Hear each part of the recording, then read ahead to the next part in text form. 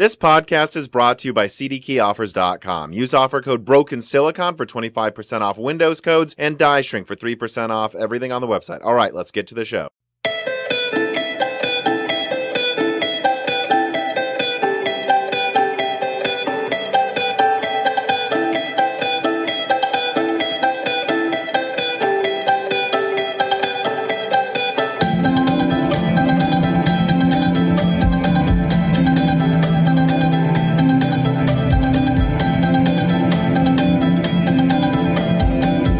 Welcome to Broken Silicon, a gaming hardware podcast. I am your host, Tom, and today, as I always do, I will let my guest introduce himself. Hi there, I'm Josh Walrath. I am a writer for PC Perspective. I guess I'm some kind of editor there, but who knows? It's gone through a few iterations over the past few years, and everybody's title just tends to get mixed up and lost. I've been writing since 1997. I was 25 years old at the time, and had been in computers for, probably about 8 years before then. I was a big PC World reader, and started getting interested in 3D graphics when the Matrox Millennium series came out, and that promised to accelerate a couple of 3D features, and it all sounded great, and everything was going to be wonderful. And of course, that was before Voodoo was released in 1996, and when Voodoo was actually out, and I started to get online with AOL, as they were the only ISP in Laramie that you could actually get to. I started to read a couple of websites. There's this guy named Anand who was like 13 years old and had just started writing stuff. Tom, the crazy dentist from Germany, he was doing stuff as well. And I started hearing things about, 3DFX, Voodoo Graphics.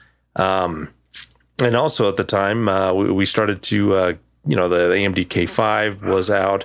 The K6 was about to be released in 1997, I believe. And, I just started to get interested about a bunch of those things. And one of my first articles was KNI versus 3D Now that AMD had released and talked about, at least in 1997. Even though the K6-2 had not been out yet, they had started talking about the SIMD type application in their processors.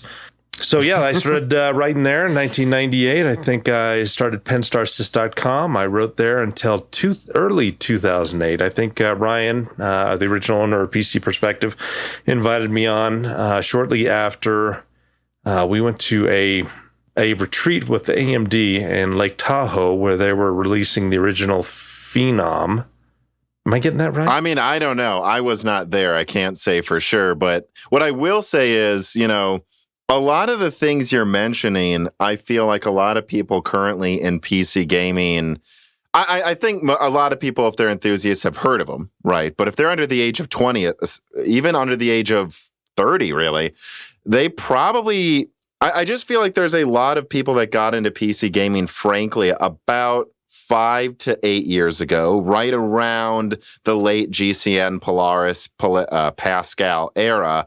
And because that was really the late periods of the PC, what we call the PC gaming renaissance. And I feel like we're entering into a new era right about now that is more comparable to what was going on a while ago, but I'm getting a bit ahead of myself in the conversation points that I've outlined, but I think things in the 90s and before were incredibly expensive, but also performance was just, no one complained, because even though they had to pay so much money every few years, what they would buy is like 5 times better than what they had before, and it's just an entirely different paradigm and how you look at, I guess PC hardware and therefore gaming hardware in general. And I was hoping, and I'm glad you came on the show, Josh, to give some perspective, because I think that a lot of people tend to compare certain eras to like ones that were 10 years before or 5 years before, and they miss that people have been building PCs for many more than just a couple of decades. So let me Actually, before we get deep into some of these subjects, use an opening reader mail question here, which, of course, people who support Moore's Law is Dead on Patreon can submit. Manuel Nascimento writes in, and he says, this is a silly question, but could possibly make for a nice intro, icebreaker, and tongue loosener. What's the story behind Josh's weekly burger that we always hear on the PC Per podcast, and how does Tom like his burgers? Thanks for all the work, Moore's Law is Dead crew. And I did see that perusing your Twitter, that there's quite a few burger pictures on there. There's a few burgers. Yeah. I became a burger enthusiast probably about 10 years ago. There was a place called Burger Extreme here in town, and they went out of business, but then another place opened up called Born in a Barn. And they were fantastic right off the bat. And what's amazing is they have a very unique special pretty much every week, where, it's just... It's always something new and interesting. May not always be great, but it is different than, pretty much anything else that I've ever had. And certainly, far different from, like Five Guys or Shake Shack or any of the other fast food places, Wendy's, Burger King. I mean, their stuff is their stuff, but this is really kind of an artisanal burger, if you will, and they're made with a lot of care. And someone's got to know about it, right? That's what you're saying. Yeah. So it's that's where that came from, and I started snapping pictures now and then Sebastian thought that would be a kind of a fun. Well, actually, I think it was Jim before him. I thought it'd be kind of fun to have that as an opener in the show. So we get to see that every week. Last one was extremely big and extremely messy, but it was tasty. Yeah, those often go hand in hand. I mean, I would just say I've always been one for like mushroom Swiss burgers. But honestly, there's all types of burgers I'll eat, especially if it's an interesting looking one. The older I get, I'm more interested in just trying something new, Yeah. But you did mention where you live. I mean, say as much or as little as you want. I mean, where are you from? Like, what did you study in college, and what really got you into PC gaming? How long have you been cover PC gaming in general, not just covering it professionally? Yeah, I was born in a town called Thermopolis, Wyoming.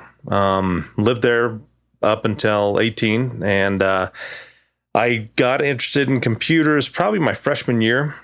A guy named Rick Van Cleve was the computer teacher, and he had set up a network, and this is back in 1986. And, I got to figure out how to use them. We played some basic games. There was some, back then it was all EGA graphics. Mm-hmm. It wasn't even VGA. And so, we had a handful of titles, and I think by 1989, one of the very, very first Need for Speeds, I think it was Need for Speed, came out.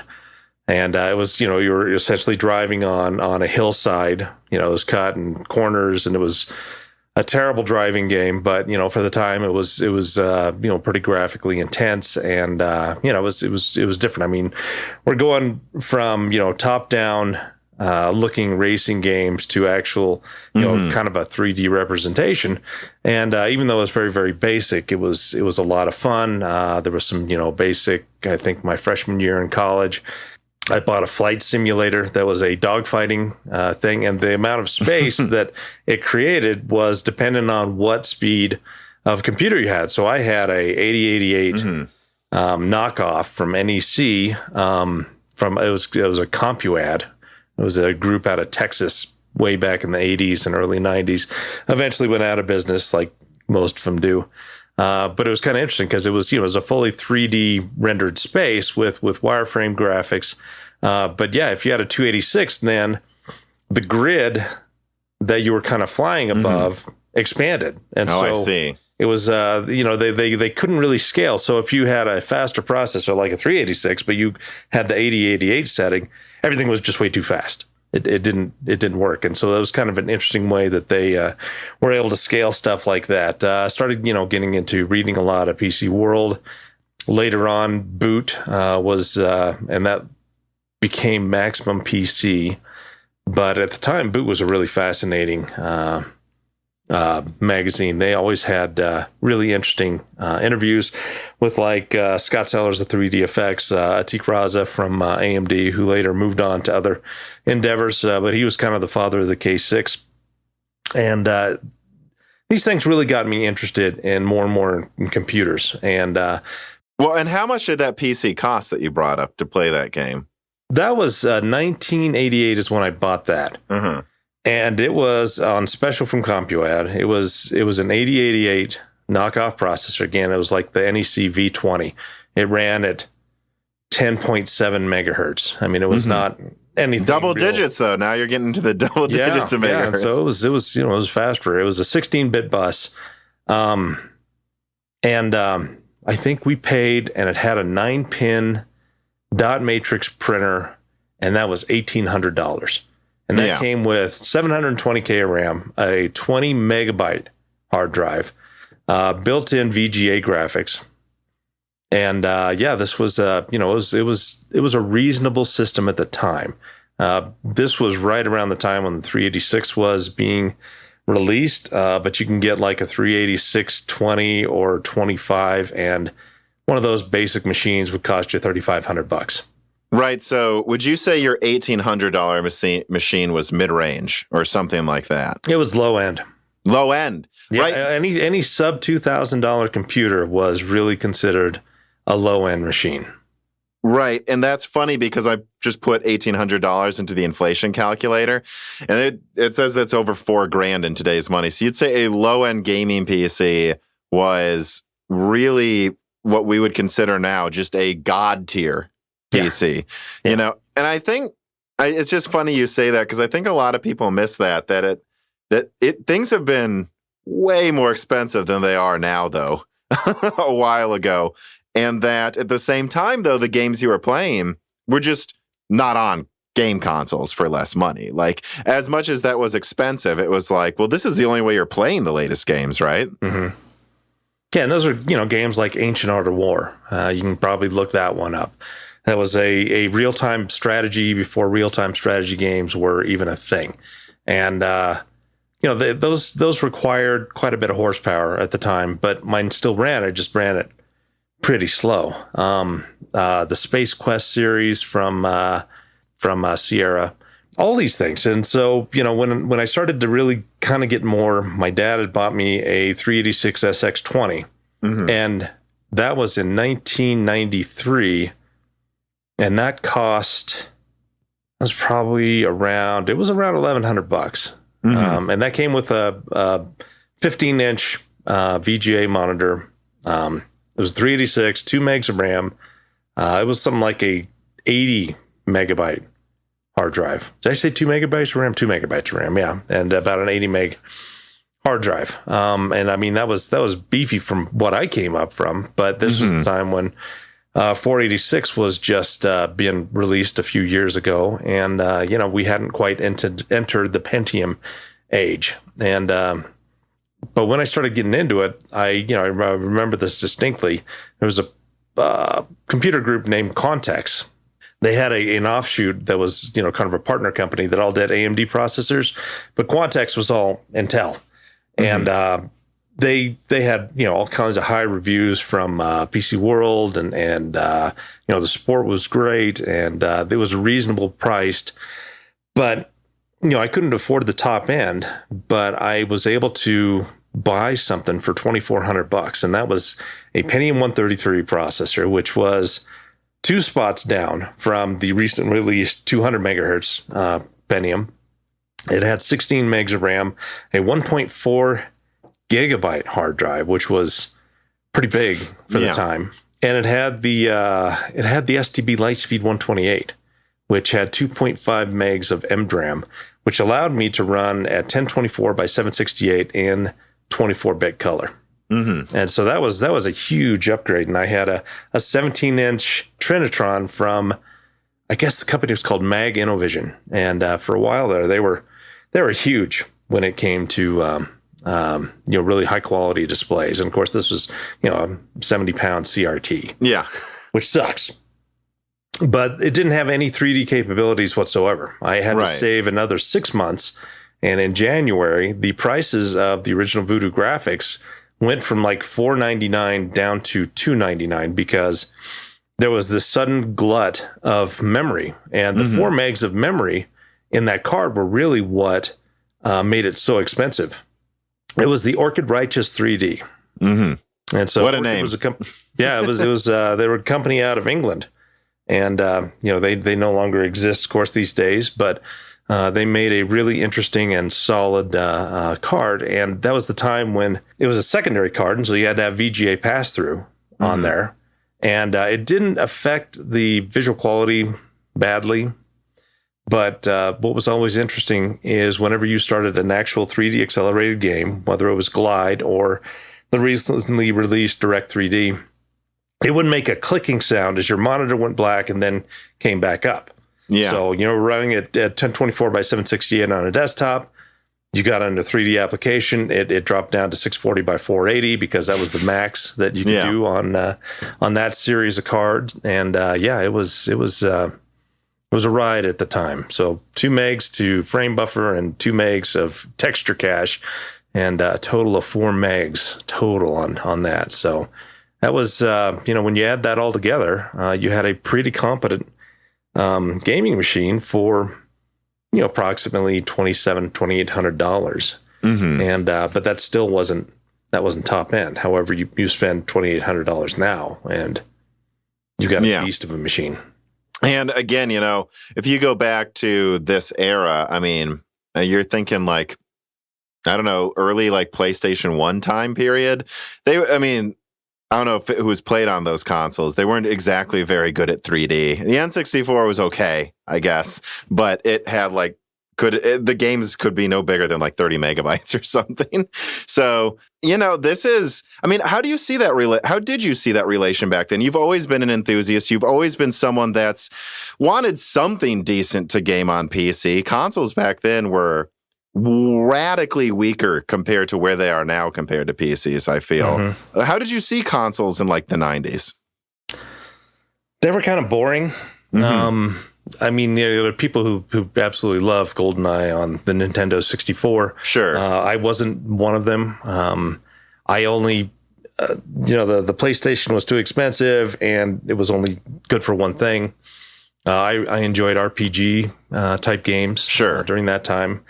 And so the consoles weren't really, my thing, and I wasn't into racing like I am now. And so, it was just, they were kind of boring. They had some interesting titles, and, people who love like Final Fantasy VII and that, that obviously they were on the consoles. Eventually that did make it to the PC, but it was always for me, PC gaming was where it was at. And this is kind of where I want to start transitioning into late 90s, early 2000s, right? A lot of people bring up the death of like 3DFX, which is funny. How many people remember 3DFX in their graphics cards? But when I like refresh myself on some of their information, they only existed for like 7 years. Like they really weren't around that long compared to any other company we're talking about here. How did you, just as to touch on it, right? How would you summarize what 3DFX did for the PC gaming market or how it affected it? It was a massive jump in terms of not only visual quality, but how they were able to help game developers. They had really tight relationships with a lot of these game developers, and a lot of the initial 3D titles were all based on Glide, which itself is kind of it's not a subset of OpenGL, but it uses a very OpenGL-like structure. And then what they were able to do is have a wrapper, an OpenGL wrapper, that took OpenGL commands and then converted them into their API Glide. That's kind of essentially how it worked. There's some differences in there, but they didn't support OpenGL until much later in their life. They always relied on the MiniGL or Glide, and then they came out with Direct 3D drivers that worked pretty well as Microsoft started to enhance those things. But they had the first real outreach with a lot of these gaming creators, and that's why Glide was so powerful for so long in that initial time. And each of the other guys had their own API. S3 had Metal, ATI had. Was it Rage? I can't remember. I know that they're. I don't remember, honestly. Yeah. But everybody had their own little API, but the easiest one to work with was really Glide, and it was the best supported. They had the best 3D output. And they improved that when they came out with the Voodoo 2. You had the higher resolution. You could do 800 by 600, or if you put two of them together, you could do the scan line interleave and have 1024 by 768. And, that was a very powerful part at the time. And that was when NVIDIA really started to get serious. The Reva 128 was post Voodoo graphics, but before Voodoo 2. And, the positive thing about that, it was a 2D, 3D chip. Right. It didn't have any pass-through. It had a unified memory, so you had 4 megs on these cards, and you could run them at 1024 by 768, but you wouldn't want to in any 3D application because it was just so dog slow. And the Reva TNT came out, and that kind of changed the entire game because it supported 32-bit color. 3DFX was still in that 22-bit dithered. That was, it was an enhanced 16-bit, and texture sizes were huge because I think 3DFX was limited to 256 by 256 textures, and you could do 1K by 1K, I think, in the TNT. And so, you didn't have the blurry texture issues that Voodoo always had through Voodoo 3. But it was everything ran fast and everything ran on 3DFX parts, and because that's what everybody had developed on for the past several years, because it had the best product really out there and the best support. And you had other guys like, what was their name? Rendition. Their V22 series was a somewhat fast product, but it was more of a CPU with some 3D stuff on there. I mean, it was really interesting how they made it all run. It was pretty clunky. I mean, it worked, but they didn't have enough fixed function in their designs to really compete with, what Voodoo had and what the NVIDIA was starting to introduce with the Reva 128 and the upcoming TNT. Well, it's funny. When I look back at this era anytime, there's just so much competition between different companies. And yet it's not just in who is the highest frame rate. It's entirely different textures you can run, resolutions, types of games. When you're choosing between a graphics card back then, there was a lot more fundamentally to consider in which one you wanted. I mean, it always to me seems like 3DFX went from being number one with a bullet point, massive advantage, controlling the market, to nothing in just a couple of years. How did that? What really did them in your opinion? There were two factors. One, their design capabilities, and just their culture was a little bit more relaxed. They had the Voodoo Lounge, the gaming, they had free meals, they had all this other stuff, while NVIDIA was extremely focused, very hungry. Jensen Huang was driving those people hard with the technology. And so even though 3DFX had this, tremendous advantage at the beginning, they had some design issues later on that cut back. Maybe their reach was farther than their grasp, because they wanted to do some more advanced things with the next generation. And then eventually they're like, well, we need to have a new product because this isn't going as fast as we should be. And so they kind of optimized the Voodoo 2 to make the Voodoo 3. I mean, they put in the 2D part from Banshee, and then essentially they combined, the Voodoo 2 in there at a much, much higher speed. So you had 133, 166 megahertz, and then 200 megahertz to their top end, the Voodoo 3 3500. And so it was a faster solution than Voodoo 2, but it didn't really give you any more features. It was a 2D 3D card that had 8 megs of memory on it. And so you could run 1024 by 768 pretty easy, and in fact a little bit above that. It's 16 megs of memory. Banshee had 8. But then Spectre was going to be their next generation. It was going to be a DirectX 8 part, and they had a Sage processor chip. So they had a multi-chip solution that they were working on, and Sage was going to be the hardware transformation and lighting. And they were never able to get it out. As soon as they got silicon back, like a week later, that's when they started going into bankruptcy. But the second thing that really killed them was they tried to become ATI at the time. A time when ATI was trying not to become to be ATI anymore. The people in charge of 3DFX thought that the future was going to be vertical integration. That you had to have your own, board maker. You'd sell your own boards. You'd handle all the supply chain, everything. And when that happened with Voodoo 3, suddenly memory prices went sky high.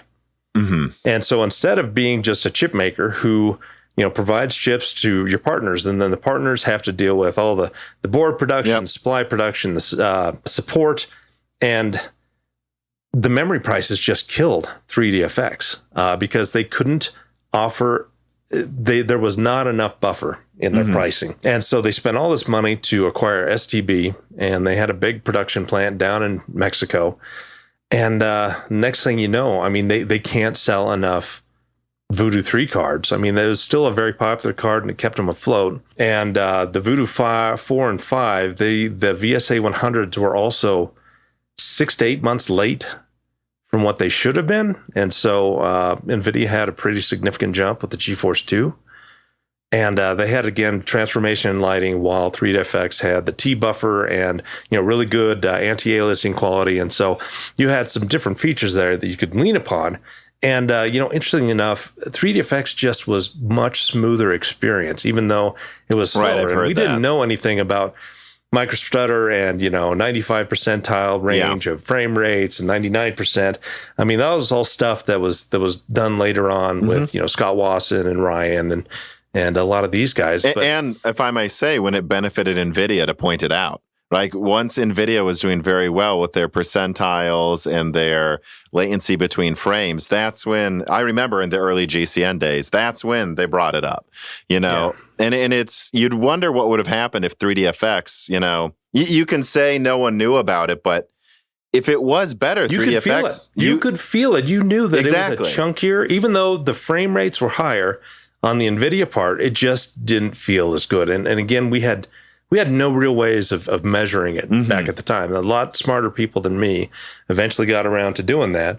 But it was really interesting. And you could kind of see NVIDIA improve after they had swallowed up 3DFX. Right. Then they started to kind of focus on latency, presentation, and all of that stuff.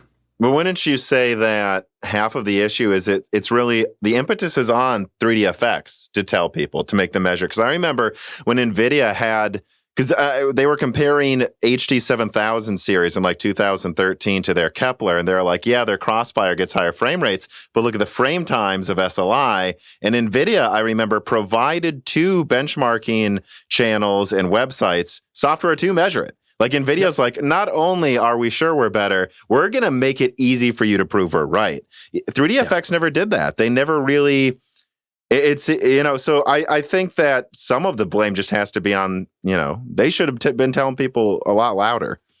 Yeah. And, but you know what you're talking about, 60 frames per second was, not until you reached Voodoo 2. Voodoo Graphics at 640 by 480 was going to be a 30 frames per second type thing. And when you're dealing with that little about, you're going to be dropping down to 22 to 25 frames. And especially if you're playing any kind of multiplayer.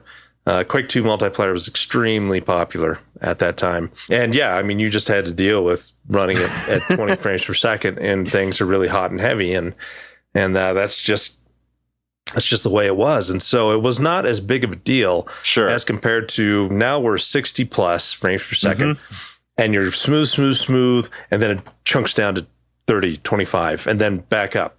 And that's really, really, it judders. It hammers your senses a bit. While back when it was sub 30 frames per second all the time, you didn't really notice it because your entire experience was crappy anyway. Yeah, compared to modern standards. Yeah, it looked better than 320 by 240 or whatever that resolution was. Yeah, and like some old games, the frame rates were like 16 frames. Let's be honest. I guess moving forward, then though, I'm not even really sure how to ask this next question.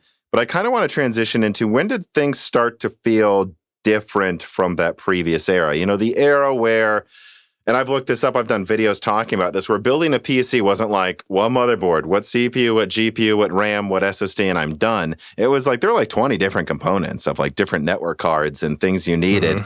And then it would all be like $5,000, $2,000 to $5,000. Like, when did things start feeling closer to now? Would you say it was kind of like around I don't know, because I always think I the would say HD more around 2002, 2003. Because that's when AMD came out with the Athlon 64, and we knew that was coming. The Athlon XP stuff was very inexpensive. That was the end of kind of the Pentium 2s and Pentium 3s before we went to the Pentium 4. And so you could actually get a lot of different parts that were far less expensive and still make a really pretty good gaming machine. But yeah, it was around that time, and you had a wide variety still of graphics cards that you could use. You could still, pick up a Voodoo 5 for not a whole lot of money because they were all on fire sale. GeForce 2, GeForce 3s, they were all very common. ATI finally had some pretty decent stuff, the Rage 128 and Rage 128 Pro, and above when they finally went to the Radeons. And so you had plenty of options of stuff to buy. There was starting to be more integration in motherboards.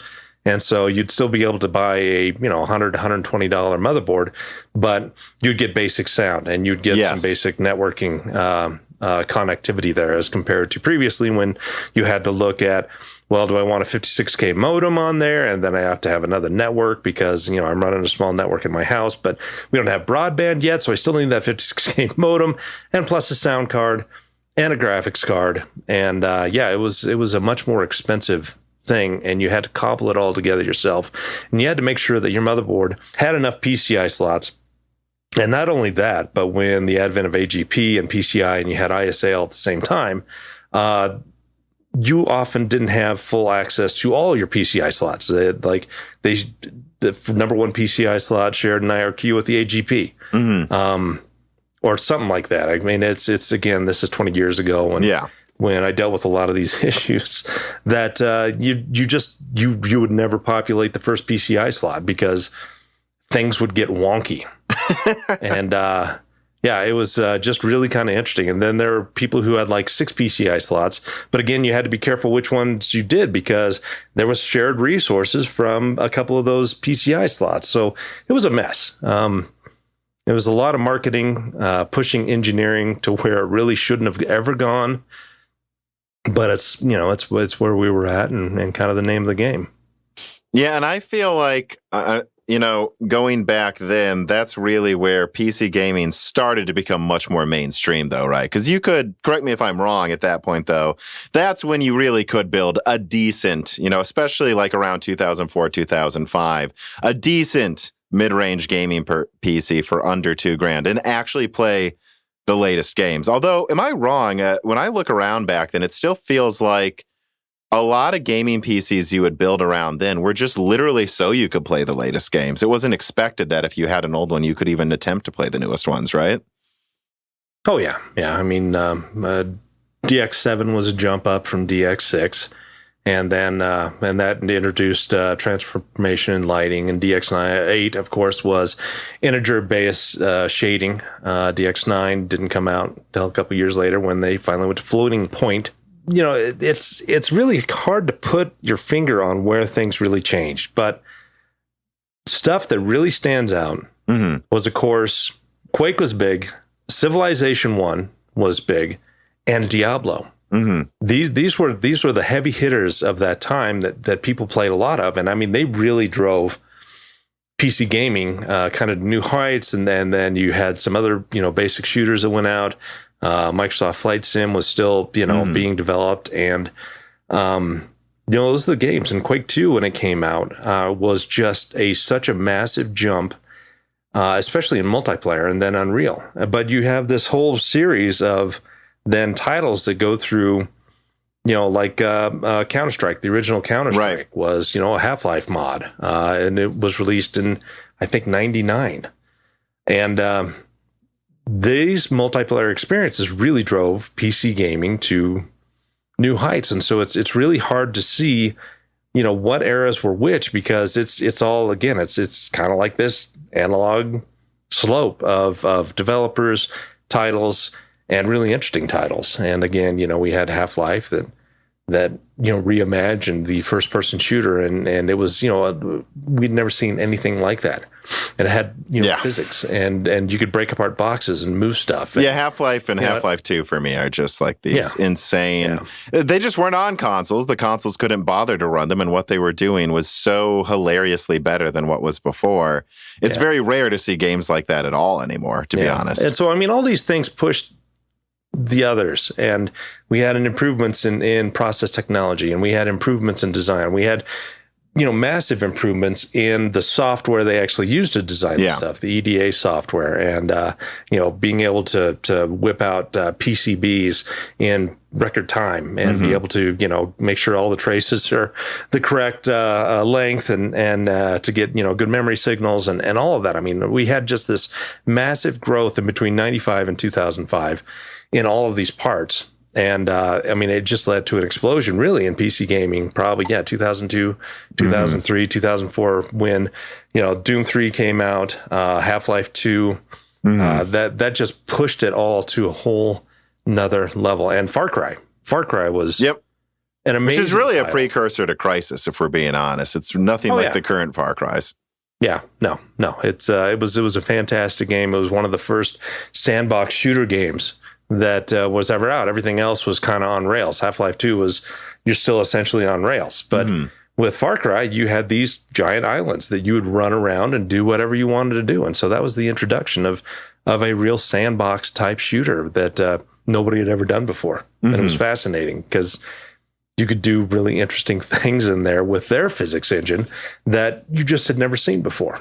Yeah, and I think I'll skip ahead a little bit in some of our discussion points then, because I just feel like everything from 2000 to 2010 was just more standardization, more consolidation, more honestly getting cheaper. I mean, I have to always give a shout out to things like the HD4870 because I just thought it was hilarious. Like NVIDIA releases this one card, and then AMD releases something half the size, almost the same performance, half the price, and starts taking market share. But it was really that card and around then where the apex happened.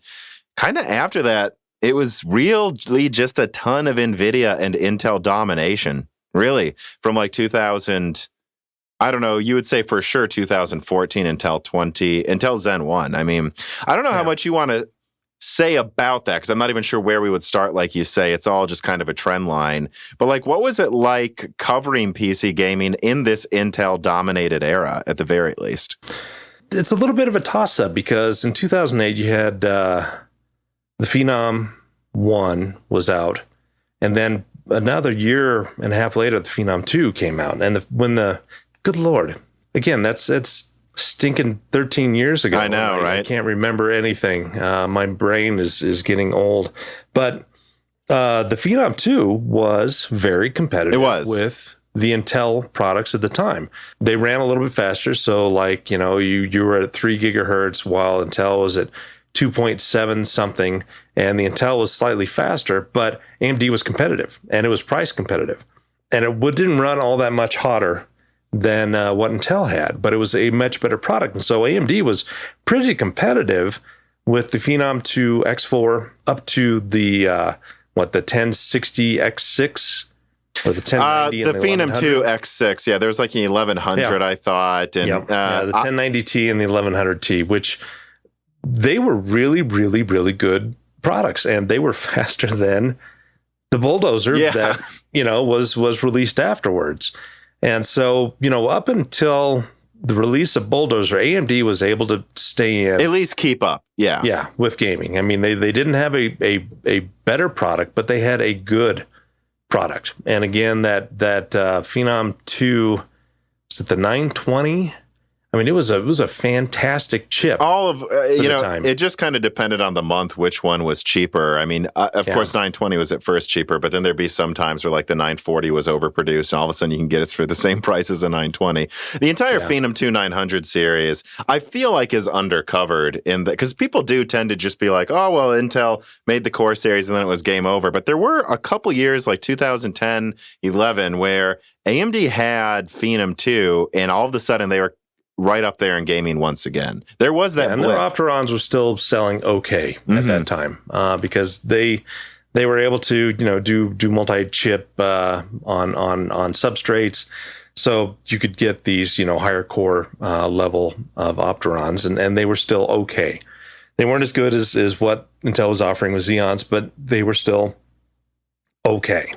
And but yeah, it was once Bulldozer hit that AMD struggled mightily from there until Zen 1 really got them back up to speed. Yeah, and I mean, I really feel like that competition, especially with lowering price, like ever decreasing prices, and you had Phenom 2 against Nehalem, and then you also had things like the HD 5000 series. I mean, you had mid-range cards for under $200. Yeah, well, when the 5000 series came out, the 5800 XT? 5870. The HD 5870, right? Yeah. That was the best DX10 card out there, period. Or was it DX11? No, it was DX11. I believe they actually... Yeah. It's hard for me to remember here. You know what? Let me They're look. the first. They were the first. Because I think it's DX. 11. Yeah. And they had the best product out there because that was the GTX 480 that came out. I've got one of those sitting behind me, and I think it's still hot from the last time I used it years ago. Those things were burners. They couldn't produce enough. There was really interesting manufacturing issues with the GTX 480, but the 5870 you could get anywhere. And, it's 1 gig frame buffer and good DX11 performance across the board. And the image quality was perfectly fine. And it was a fantastic part. And I mean, they rode that one pretty hard. And even the 6000 series, like the 6970 and the 6990, they were, again, competitive with the GTX 580s. And the 5000 series. It was just after that AMD really fell off with graphics. Well, honestly, the 7000 series took the crown again, and pretty much held on to it. Then there was the NVIDIA Titan, but then AMD, I would argue, beat the Titan with the 290X, but it didn't take any market share. NVIDIA kept coming out with things. They had PhysX, and Hawaii was really one of their last big ones. It was, yeah. And all of this time, things were. I just want to put things in perspective for people.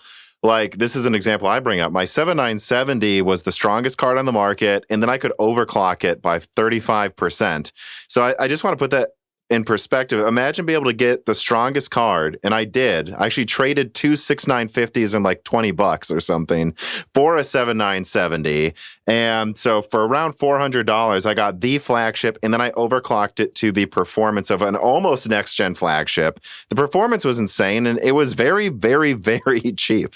It's so wildly different than where we are now. But to be fair, things weren't always like that. I think there might be some level of understanding that needs to be had, that we keep comparing everything we have now to what we had 10 years ago. And but think of where things were 10 years before that. Things were actually worse, arguably. Well, and I'd emailed you about it when the Pentium 2 266 was released, and they released it 4 or 5 months in advance of when they had originally planned to, because AMD was coming out with the K6, and the K6 was rumored to have so much better performance than the Pentium MMX. Even though it ran slower in clock speed, it still outperformed, and so it was a higher end. It was a Pentium Pro competitor, but faster, especially because it ran at 233 megahertz, and it was just.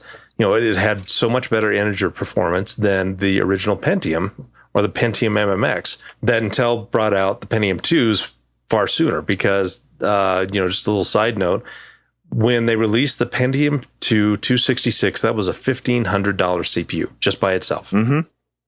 It quickly, a couple of months after, went down to $1,000, but it was $1,500 when it came out. And the motherboard was minimum of $300, and it was based on the old 440FX chipset, the older Pentium Pro. And so you didn't have access to SD-RAM.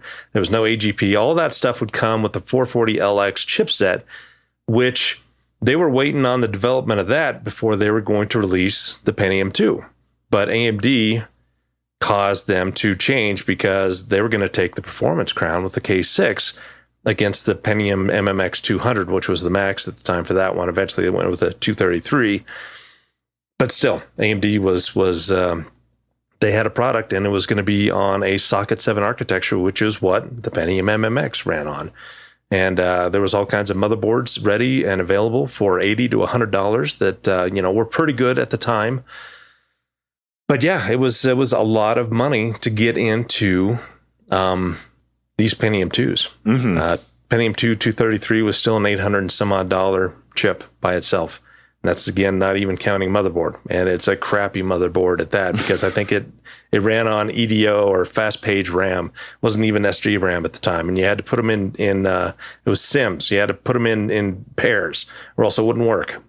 Looking back at this too, I just think, the PC gaming renaissance, started when you could just build these budget builds for like $400 that were wildly stronger than the consoles. But I always think people forget that the reference point to like the Xbox 360 and PS3, those eventually were like 7-8-year-old consoles. That generation went on forever. So it was easy to beat them also, comparatively the first to now. year it was a little tougher to do that. But after that, it was very quickly. They aged quickly.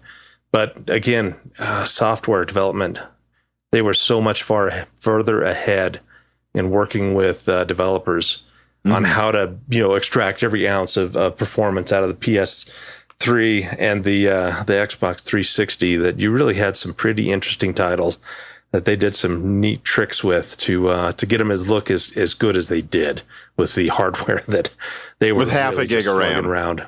Yeah. I mean, and you would say, looking back on it, that was kind of the first console generation where you even remotely compared console performance to top-end PCs at all, right? Before that, consoles were just cheaper but weaker.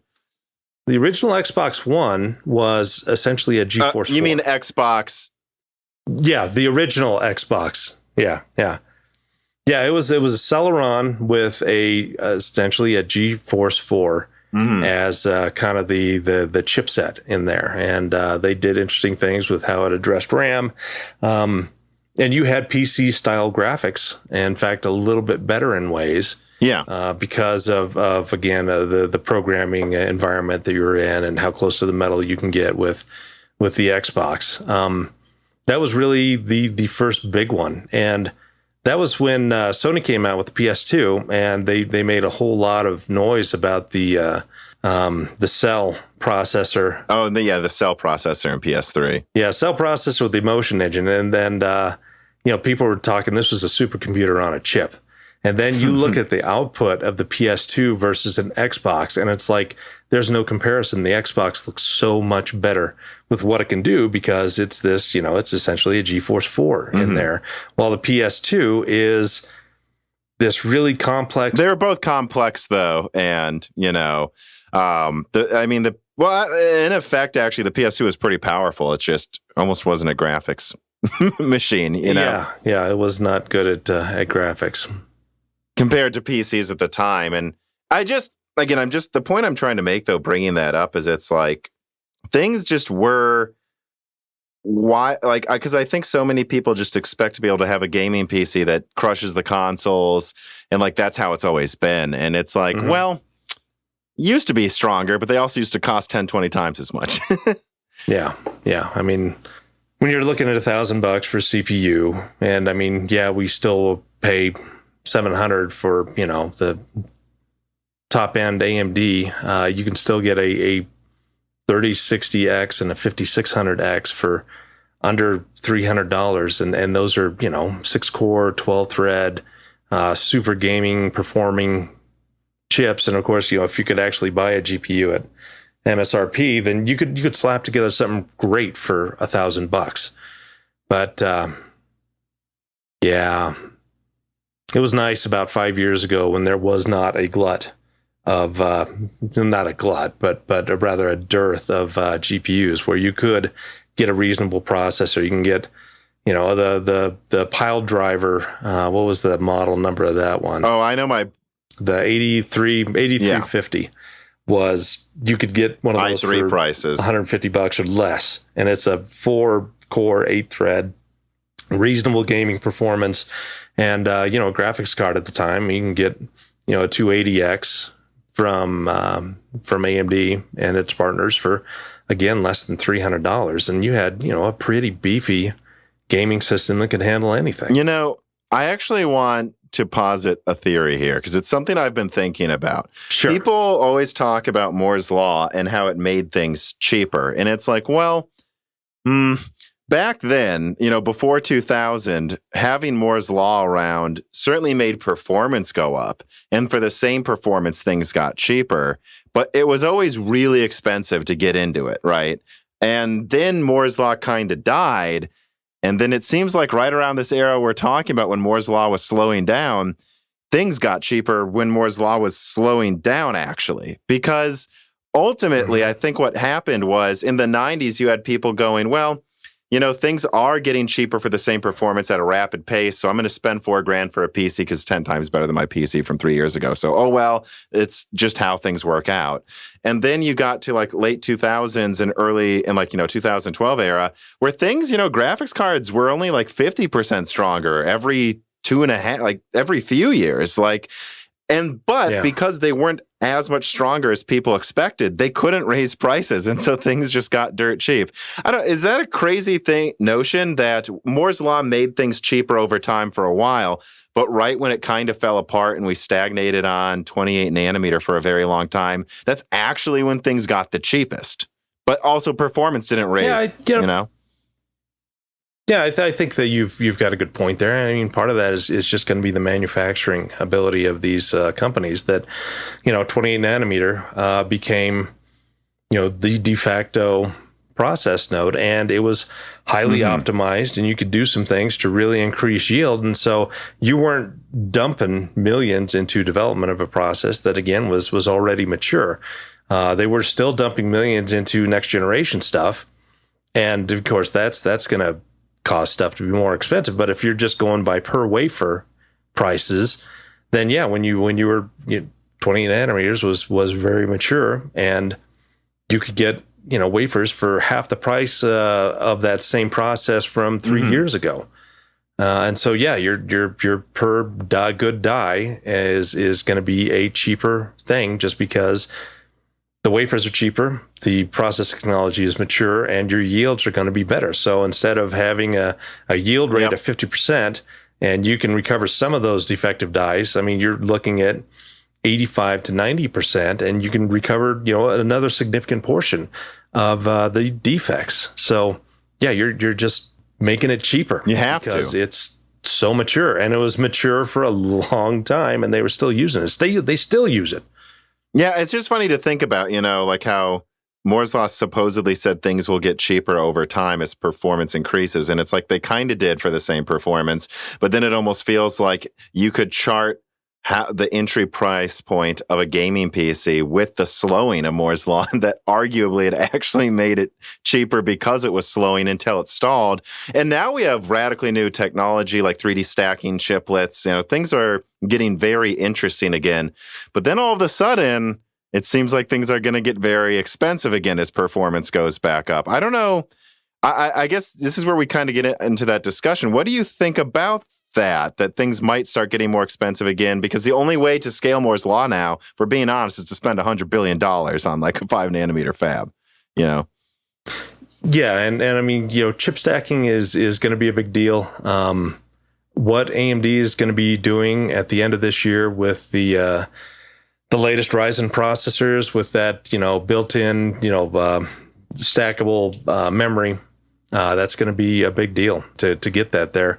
But I also wonder, I mean, if we look at the margins that NVIDIA, Intel, and AMD are making now, right now AMD is really at the high end of where they've ever been in terms of margin.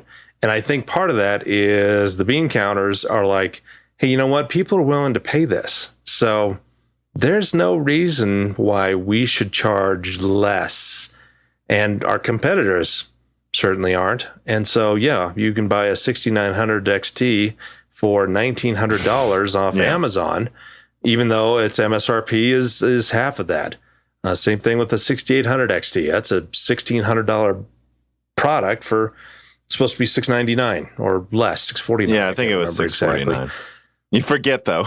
Yeah, but it's just stupid because, you know, AMD's making money.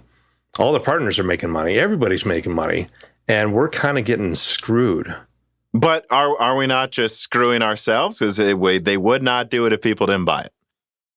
Yeah, but who's buying it? I mean, there's still a significant number of people who are doing mining. I mean, it's not 50%, but it's a good 30% probably. So I think part of it is not so much the manufacturing. There is such demand though, and mining has made it more complex.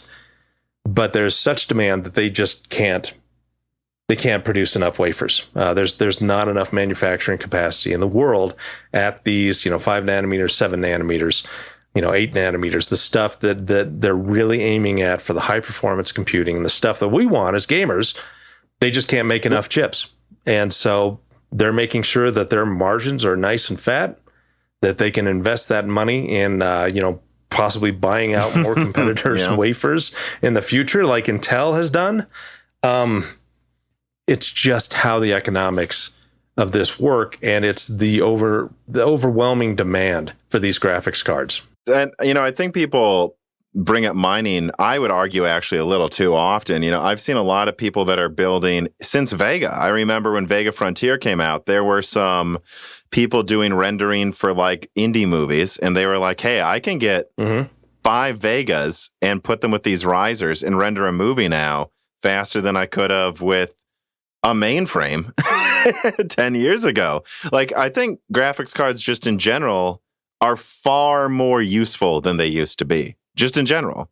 Yeah, and let me give you an example. I work for a environmental statistics firm, and we started in the last 3 years doing machine learning on a lot of these things. So, like for one example, we're doing a program called on the Arctic Tern, and they send drones out and they record up and down these beaches. And then instead of having some intern sit there and try to find out what is a rock, what is a tern, and I mean, just waste hours and hours and hours of doing that. Not meaningful, but a menial type job that they're going to make mistakes because these videos are hours long, and you're human beings. I mean, you're not built to keep that kind of focus, and you're going to make mistakes. And so they had machine learning. They'd go through there and then identify manually, what is a tern nest and what is a rock and whatever else is out there. And they, got these machine learning up to like 95, 96% accuracy, which is 40% more accurate than a human being, being paid. And so we use, we get top of the line GPUs, except we don't get into the Titans and their Quadros, but we have a handful of 3090s that all we do is machine learning type stuff. And because it's statistics, we do a lot of matrices as well, which of course these GPUs are amazing at matrix type math. And so, that's you've got medium-sized businesses that are, again, buying up a lot of these GPUs as well, because you can actually get work out of them rather than just gaming.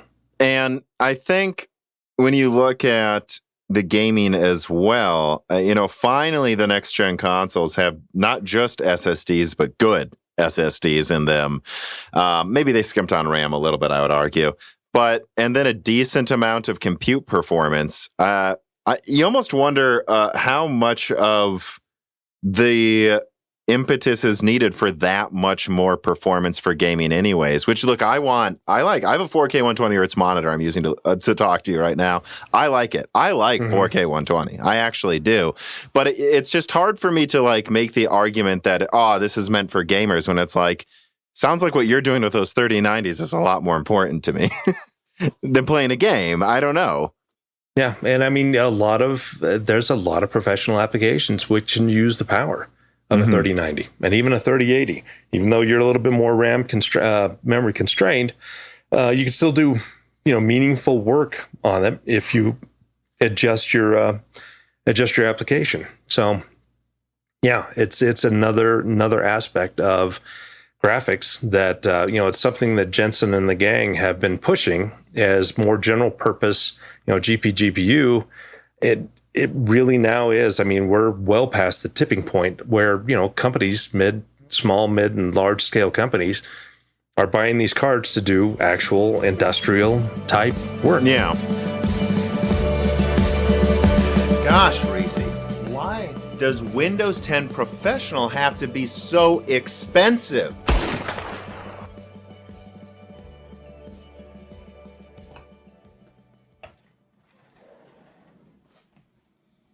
Don't listen to that, nerd. Listen to me. You can get all the great Windows and gaming keys you need at cdkeyoffers.com. That includes Steam, Origin, Uplay, PlayStation, PC, and many other keys, including Windows, Microsoft Word, and Professional. Use the offer code BrokenSilicon for 25% off all of these fancy Windows keys and Dashing for 3% off everything on the website. One more time, that's go to cdkoffers.com. They are a fantastic sponsor of Moore's Law is Dead. Use offer code DASHRINK for 3% off everything on the website and Broken Silicon for 25% off all Windows products. Now, back to the show.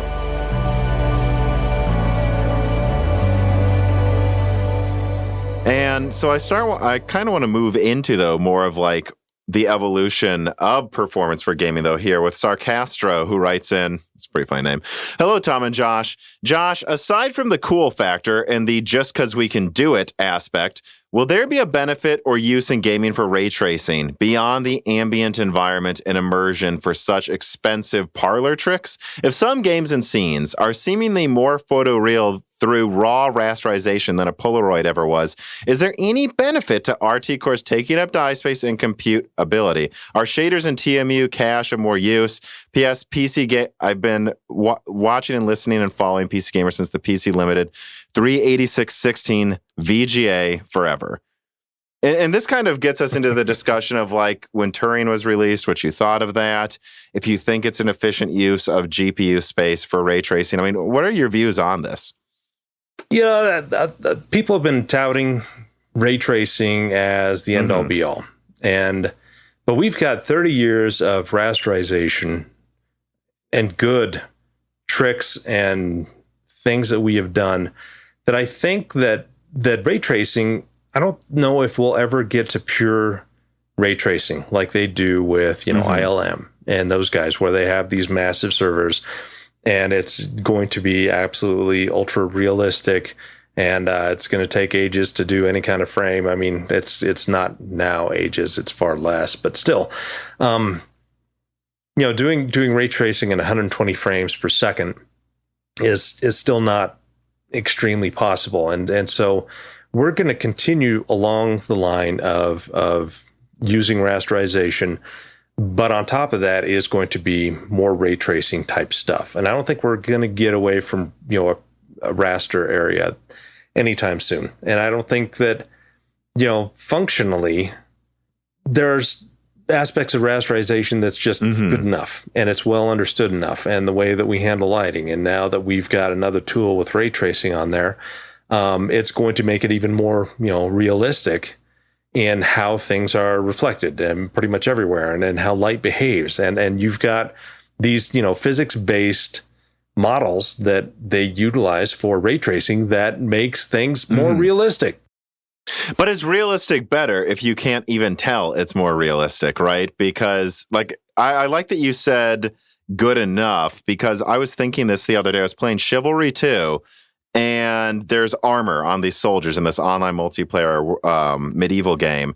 And the armor looks pretty dang good. And it shows light kind of reflections, as far as I can tell, of enemies that are near me shining on like the plates of armor. But I'm pretty sure it's just reflecting the shadows, because it requires very little to just reflect the general shape of a human in that armor than to actually accurately ray trace a human in that armor. And if we're being fair, real armor is pretty dull. So in real life, you probably wouldn't make out much more than the blob of a person in the armor. So should we waste our time ray tracing if it cuts the frame rate down to a third? Again, it's going to depend on the application. Now let's take have you done the Quake 2 ray trace? I've seen it. I've not played it, sometime you should, go through the original Quake 2, do an hour worth, and then get the RTX and then try it out.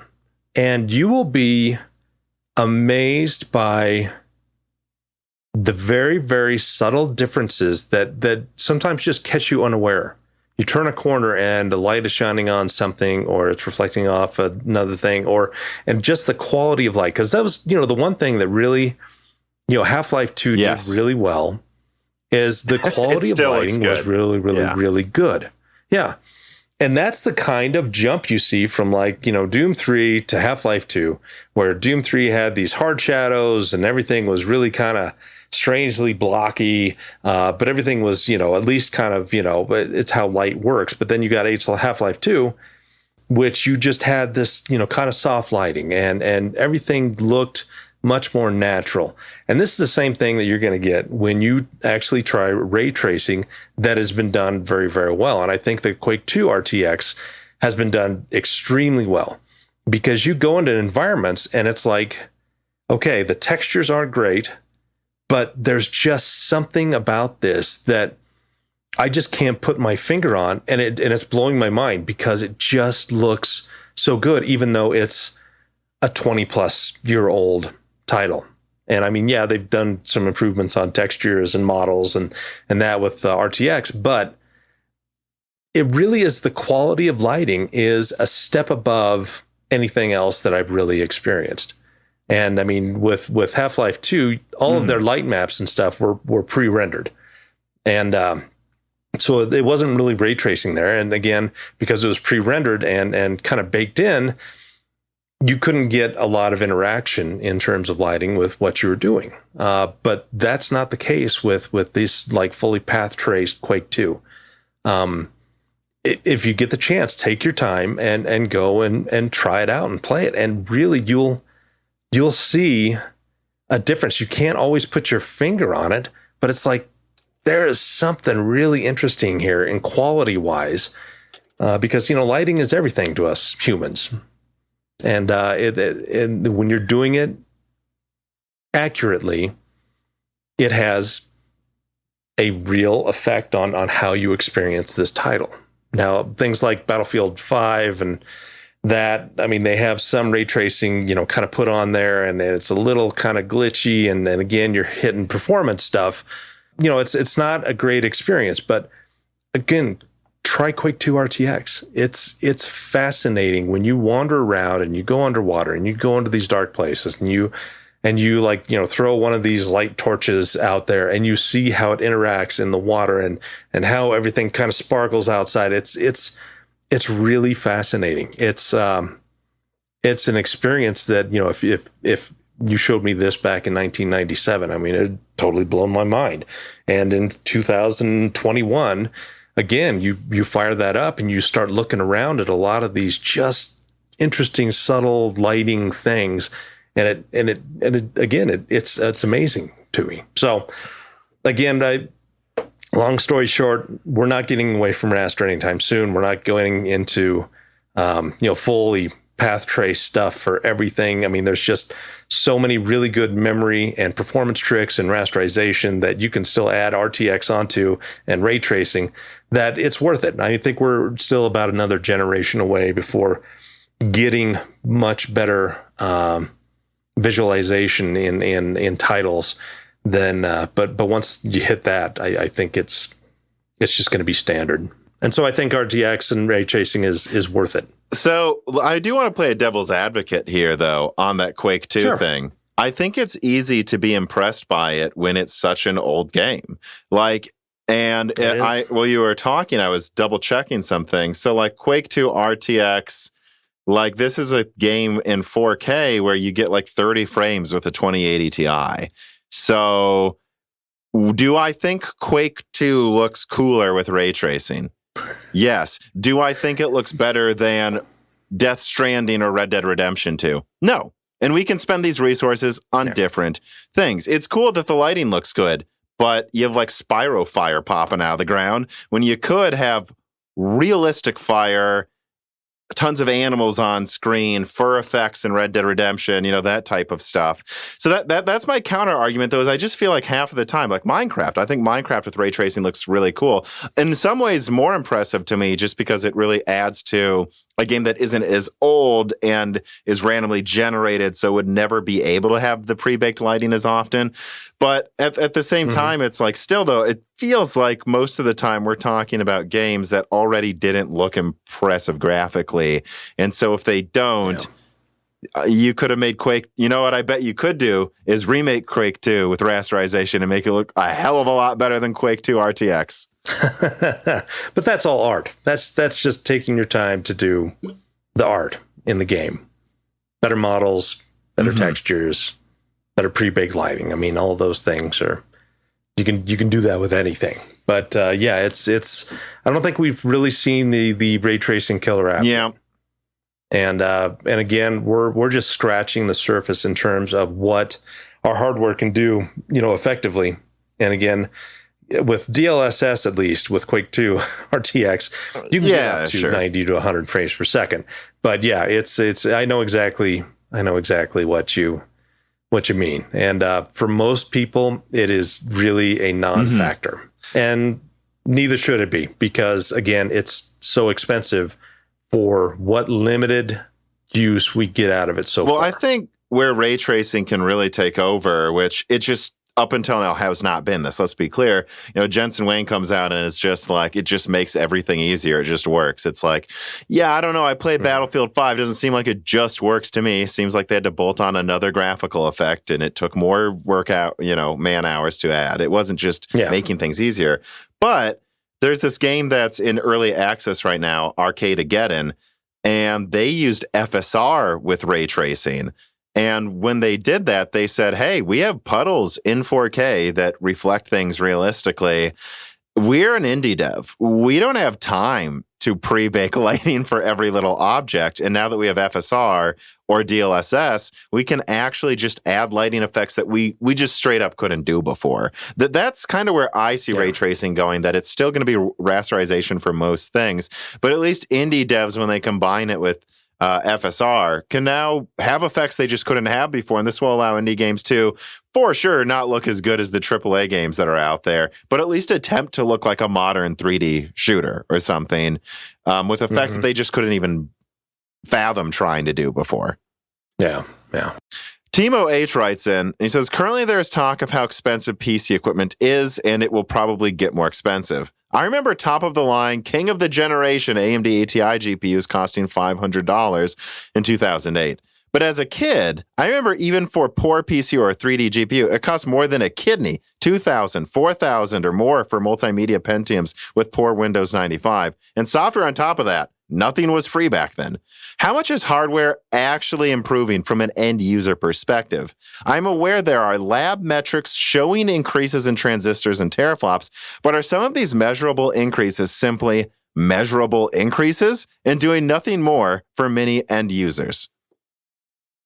It's a pretty good question. You could argue that from like 2012 in terms of CPUs, we've really only haven't improved overall performance. They've just become much more wider. So my wife is running a i7 3770K from 2012, and it still works perfectly fine for everything that she does. In fact, a friend of mine comes over and plays games every once in a while, does perfectly fine with the games that he has. In terms of 3D graphics, we're light years ahead of what we were in 2012 with what we were able to do, and the resolutions and the rates. And so, they were expensive back in the mid 90s, but there was some interesting jumps, and especially after the K6 and the K6 II came out, that we finally had reasonably powered budget computers that you can get for about $1,200. And that included a very basic 3D card. So I'm not talking S3 basic, but, Voodoo Graphics type performance. SIS had a chipset. Intel had the i740. There were a couple other. Cirrus Logic, I think, had something. I mean, these didn't have great software support, But, ATI had a handful of cards that were all inexpensive. I mean, $150 at one point was what you would be able to buy a Riva TNT or a Rage Pro 128 or a Voodoo 3. I mean, that was the top amount you were looking at. $150 was the top. But then, GeForce 2 came out and it was $225, and Voodoo 5 came out and was $199 or something like that. And especially GeForce 3 then is when you started to get into the $300 to $500 range for graphics cards. And I remember once BFG released I'm thinking it was a 512 meg. Ooh. Whole half a gigabyte. 6800. Yeah, 6800 XT for $1,000. And that was the most expensive 3D graphics card that you could buy. And now that was back in 2003, 2004. And I'll say that where we're going, I know that internally AMD is considering $2,000 for the top RDNA 3 chip. But it might double RDNA 2's performance again. So it's like, well, yeah, we're also increasing performance pretty rapidly again, though. I mean, all of this is to say, where do you see PC gaming going? And just to kind of frame the question, it's like, before the year 2000, it was really like a true hobbyist realm. Like, this was where you pay as much as a car for a PC, but it would do things you couldn't do before. And then it got cheaper and cheaper and cheaper and cheaper. And it got to the point where it was competing with consoles in price performance some years, which is just not how it used to be. Having said that, though, now that things are getting more expensive, we're also getting wildly more performance. But I think there's a key difference in that, but the consoles aren't bad. They used to suck compared to the top-end gaming PC. Whereas now, hey, look, 3090 way stronger than what's in the PS5 or Xbox Series X. No arguments there. But it's not like 10 times stronger like it was, back in the 90s, where it was just hilariously stronger. Like, where do you see... Or in 2007. Right. Where do you see this going, right, with PC gaming? Like, what's going to happen to budget builds? What's going to happen to the standard PC gamer in this hobby, in your opinion? I don't know. I think for the next year, it's still going to be painful as a hobbyist. If you want to buy a new graphics card, your best bet is to find a pre-built that has the graphics card you want and get that, because that's going to be the only way that you're going to be able to get a hold of one reliably and at, essentially MSRP, even though you have the overhead of paying ABS Gaming or these other guys. The money to put it all together and support it, and you're not getting the storage you want. You may not get the processor you want, but at least you can get a graphics card that way, and you're not going to get probably screwed in terms of money. And all those kind of either come with a Ryzen 5000 or 3000 series, or a Core i7, i5, 10, and 11 series. So it's good enough, but you're going to have to get away from building your own, or you get one of these kind of bare bones systems that has a card, and then you throw in the SSDs that you want, or you upgrade the memory, or, you're going to have things that you can do just because, unlike buying a Dell machine, which you can't really upgrade very well. A lot of these, pre-builts are kind of the way to go. But I think that probably by the end of September, we're going to see a little bit more availability of retail graphics cards. It's already happening a little bit, right? I know NVIDIA's shipping more 360s right now and stuff. Yeah. But I mean, even Jensen saying, we've got backlogs until, through 2022. And I think AMD is sitting in the same place, and it's going to get better slowly over time. Yeah. But it's not going to be 3 years ago where if you wanted a 2060 or a 2080 Ti, you could just buy one at either MSRP or slightly below. That's, something's on sale. So that's, we're still a ways away from that. I mean, in terms of like probably after Christmas, you can get a good chance of buying whatever you want at around MSRP, but that's still 6 months away. Yeah, and I I'm going to be honest. I think there's two things going on with MSRP. The first, I mean, it's a long story. I could do a whole podcast about it. I did a whole report on what was going on with like the MSRP of the original Ampere launch. The founders cards were crazy over-engineered cards for reviewers. They didn't really intend to sell any of those founders cards. There's like all this stuff going on. But at the same time, prices have gone up. I mean, RAM prices have more than doubled. Components costs are up. Now, they're not up as much as they want you to believe they are. They're not up so much that it should cost $2,000 freaking dollars. I want to be very clear, and I think some people are buying into their defense is a little too much. It's like, whoa. Some of these cards, like... Yeah, system RAM has not gone up as much as I expected it to. I mean, they were saying, well, stuff that's going to be $90 today is going to be $150, 6 months from now. And it never has hit that. It's been like, a pair of 16 gig DIMMs, running at 3600 speed was $90, back then, and is now 115. So it is a price increase. And we didn't nearly see the SSD increases that a lot of people were expecting. And so that's been some real silver lining. And I've been told that power supplies are going to get dirt cheap because some distributors have been talking to me how, like, someone like, I didn't get an exact name because they didn't want to say, but let's say, I don't know, like EVGA makes power supplies. So they'll say, yeah, we'll give you a 3070 if you buy 3 power supplies with it. So there's a lot of distributors that have just warehouses of power supplies now that they're going to have to dump at a certain point, so. Yeah.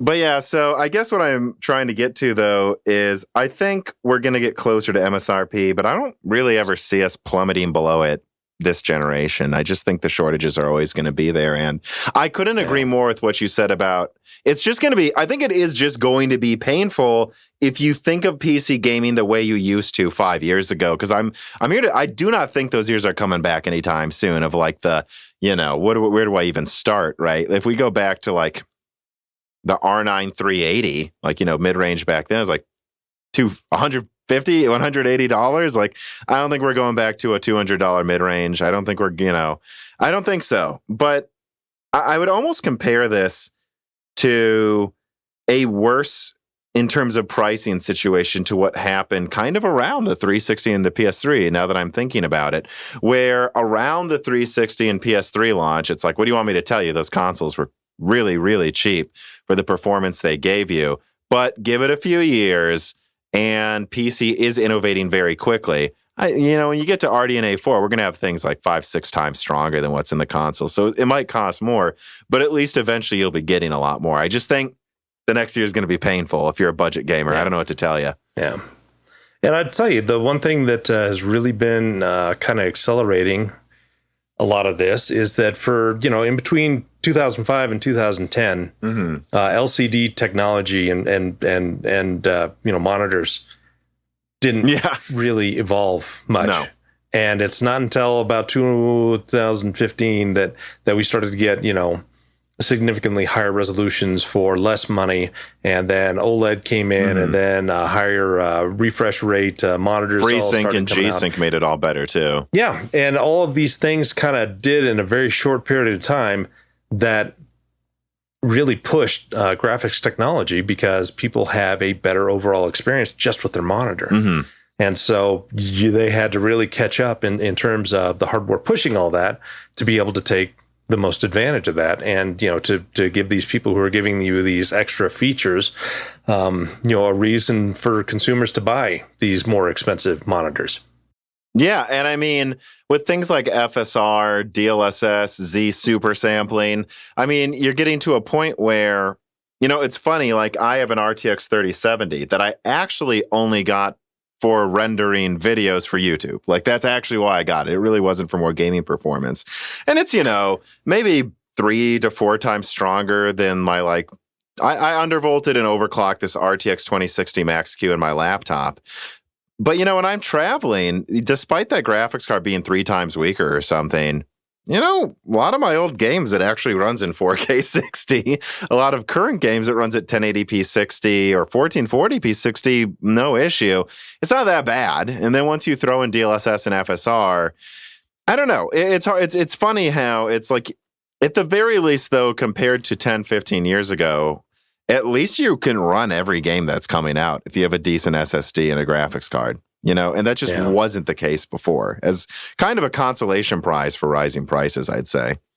Yeah, because everybody's got a CPU that can push stuff. I mean, not, obviously to the max, but all of the AMD 5000 series stuff. Oh, yeah. They're all clocked around the same thing. And then if you've got 4 cores or 4 threads available, then you're going to be perfectly fine in the vast majority of these titles. That, you're not going to get a better experience going with an 11900K from Intel. Yeah. So let's move on to some final reader mail questions here then. Sure. Mark Smith writes in and he says, "Hi, Tom. Hello, Josh. Thank you for this opportunity to ask a question. I'm learning and observing how major of a role TSMC plays in the fabrication of chips for companies around the world. How would the industry deal with the loss of output from TSMC? Not getting too political, but what if one day soon Taiwan was cut off from being able to sell their current production to companies that sell products outside of their region? They have spoken about building foundries here in the U.S., but that is years off from completion once they cement their plans. How could Intel's production help to make the difference? And how would something like this change the marketplace for PCs and tech in general that depend on TSMC?" And, this kind of goes hand in hand with Quick Jumper's question about how successful you believe Intel could be with their new IDM strategy. Yeah. There's just not enough, clean space right now for cutting edge products.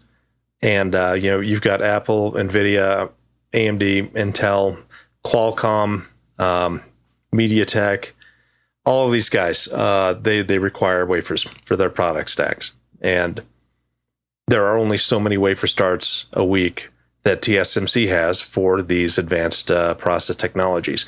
Samsung, I mean, if something were to happen to TSMC, we'd be screwed in multiple ways, because obviously it would probably involve China, and the vast majority of computer parts are all produced in China. And so there would be, some real blowback there. And if something happens in Taiwan, that would mean something's happening on mainland. Half of the packaging and integration is done in China too, so it's not just Taiwan. Yeah. I mean, Indonesia is big in packaging as well, interestingly enough. But yeah, if something were to happen to TSMC, I mean, it would make this situation we're in now 10 times worse. I mean, car companies would not be able to produce any cars because there's just no chips. They would have to really adjust their designs to go with other existing foundries like global foundries. Intel would have to open up some stuff on their end. I mean, they would make money, but Intel's manufacturing is not kind of the plug and play that TSMC and Samsung and global foundries, because their thing is, we provide you with the tools to make manufacturing your product easier. Intel is, we're going to have our foundry engineers work hand in hand with our design engineers. And, there's now they're starting to get with, a common software and more, design libraries that are portable to all these EDA software products that NVIDIA and AMD and those guys all utilize to kind of compile their chips. But for the longest time, Intel didn't do that. And that was one of their advantages, that they had these guys working hand in hand so closely that you can get really, really dense products that have high switching rates and reasonable power consumption and heat production. And with, kind of the more mass-produced, automated place and route, you couldn't get the efficiencies that Intel did. But of course, that cost man hours, and there was a lot of engineers involved. And even though, they had 80 to 90% of the market share at the time, they could afford to do that kind of work and give them advantage over these other guys. But now we've got designs that are, 12 to 20 billion transistors, and you just can't hire enough people to be able to do as much, hand placement of transistors that they were able to do in the past. And so you have to have, much more complex EDA software, better design libraries, all this stuff to come together. And I think that, Intel is getting to that point. But if they were to want to be a true foundry and work with their, customers, instead of I think they said the previous frenemies that they had utilizing some of their foundry products, they're going to have to change around a lot of stuff. But, they still have a lot of clean space, but they still have a lot of products of their own that they do, and not just CPUs. So Intel's a big company, and they've got a lot of products. But Global Foundries would then really take off, and they would be able to have extra cash to pour into next generation nodes. Samsung would be the same thing. I mean, they've got a workable 8 nanometer product that NVIDIA uses for their RTX series. But yeah, I mean, you could see then, Global Foundries may even, go into a license agreement with the remains of TSMC if the production is, pretty much dead from TSMC, then I could see, some of that IP going over and being shared, but it would still take a year to implement at the very least. Yeah, I mean, so we would be hurting for chips. I think to directly answer his question too, the answer is entirely different from if this were to happen 10 years from now and if this were to happen now. I mean, if TSMC and the production that's connected to it and packaging in mainland China were to shut down due to some, horrible, international event now, I mean, look, I don't know what to tell you. This would be very different than the current shortages. We're just not getting new stuff for years. Just out of nowhere. Yeah. Hey, guys, out of nowhere, no new PS5s. Out of nowhere, no new RDNA 2 chips. Out of nowhere, all of that. If this happened... We're going back to Global Foundries 12 nanometer for our next generation product, and it's going to run really hot. Yep. Pull a lot of power, and it's not going to be as fast as... Could have been. But, you could at least buy one. Yep, that it would be... pretty bad. Now, in 10 years, who knows? Maybe Global Foundries will start to catch up. Maybe Samsung will be somewhere else. Maybe Intel will have figured out how to become a good IDM. But right now, they're not, and I guess, so do you think Intel, they're talking about becoming an IDM. Do you think that's something that's really going to be successful, or to what degree do you think it will be? It is really hard to say because if Intel can keep a high % of utilization of their fabs with their own products, they have no interest of being an IDM. They just don't want to be a third-party foundry. It just, it's a whole different mindset and economic reality for a company who has been so closely meshed in terms of design and foundry work that going third-party is really the only reason they're doing it is if they've got low utilization of their foundries, because these things run 24/7, 365. I mean, there are no days off. If you're not running any product, I mean, they just can't shut these things down for like an 8-hour shift. It just doesn't work that way. Things have to constantly be moving, and so it's it's a big issue just because foundries are so expensive. Developing next generation process nodes, again, it's billions of dollars.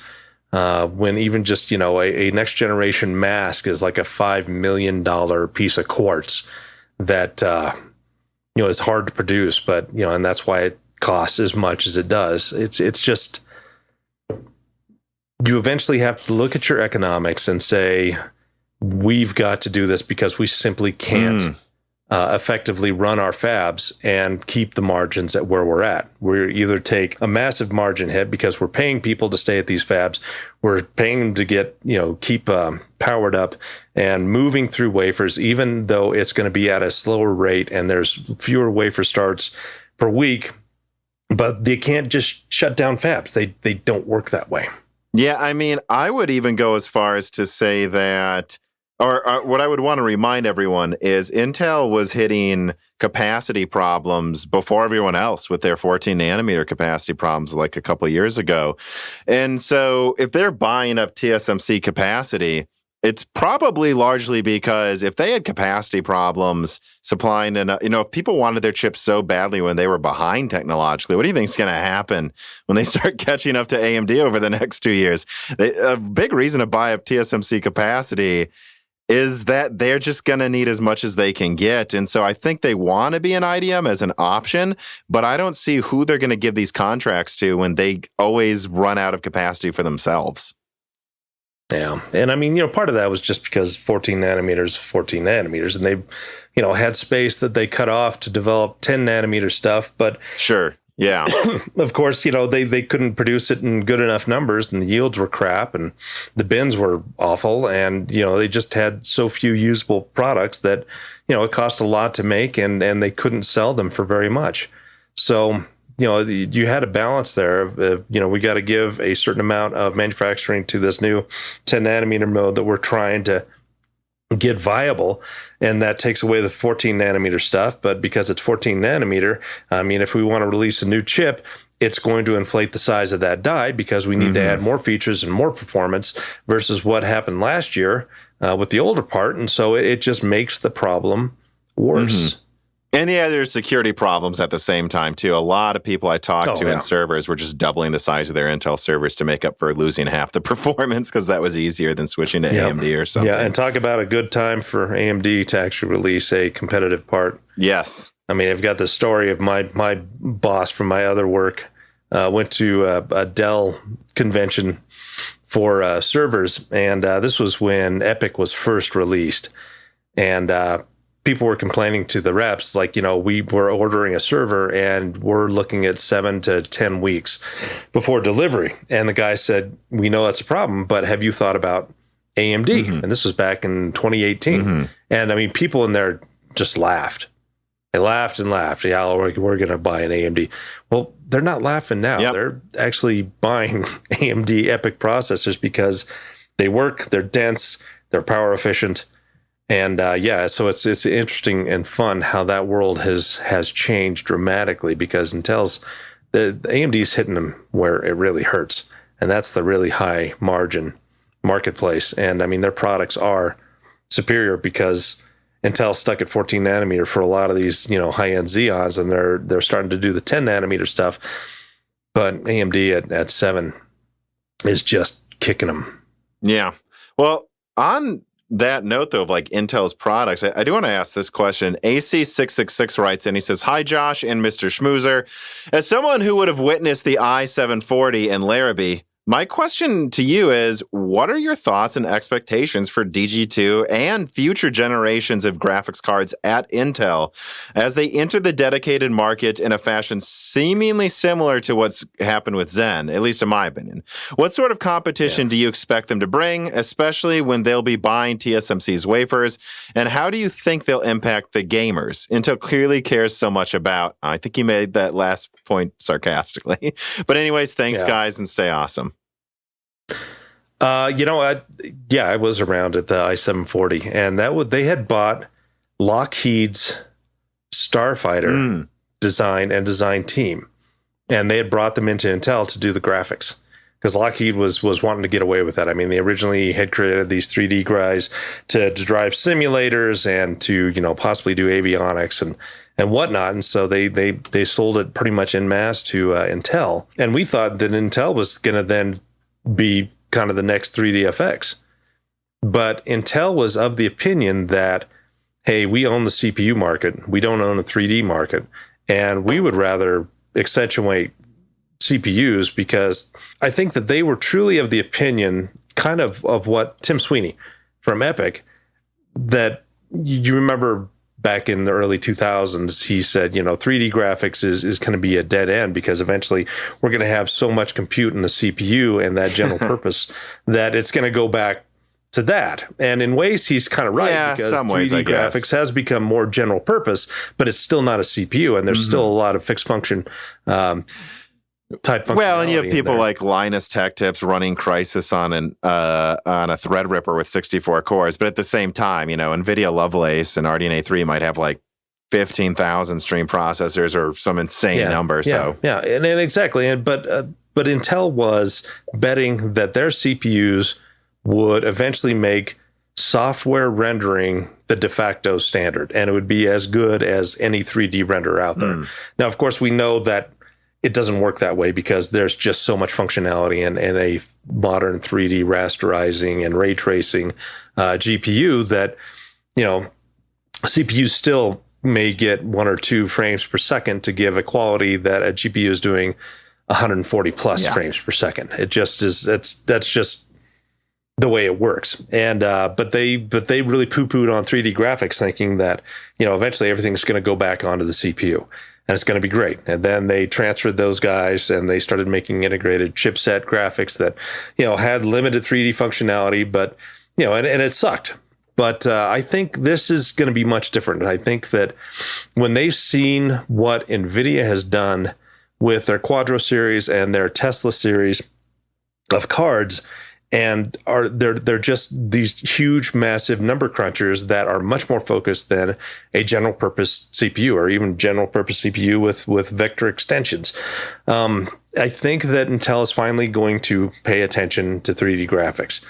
And I think that so you think it's going to be far more successful than what happened before? Because I've seen so many people compare this to then, and I'm like, I don't know that that's fair to compare it to before.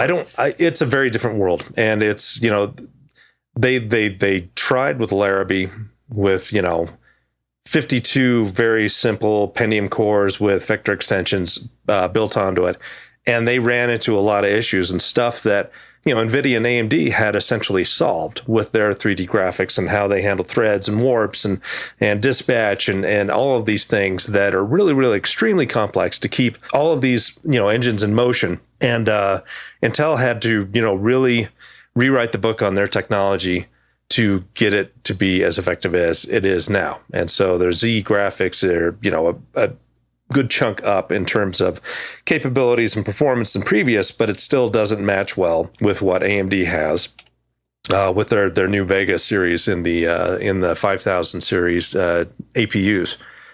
But I think that we're going to see a mid-range card. Mm-hmm. And now, how do you define mid-range though? Because I think this is up for debate. Okay, it's going to be a $250 to $300 card. Mm-hmm.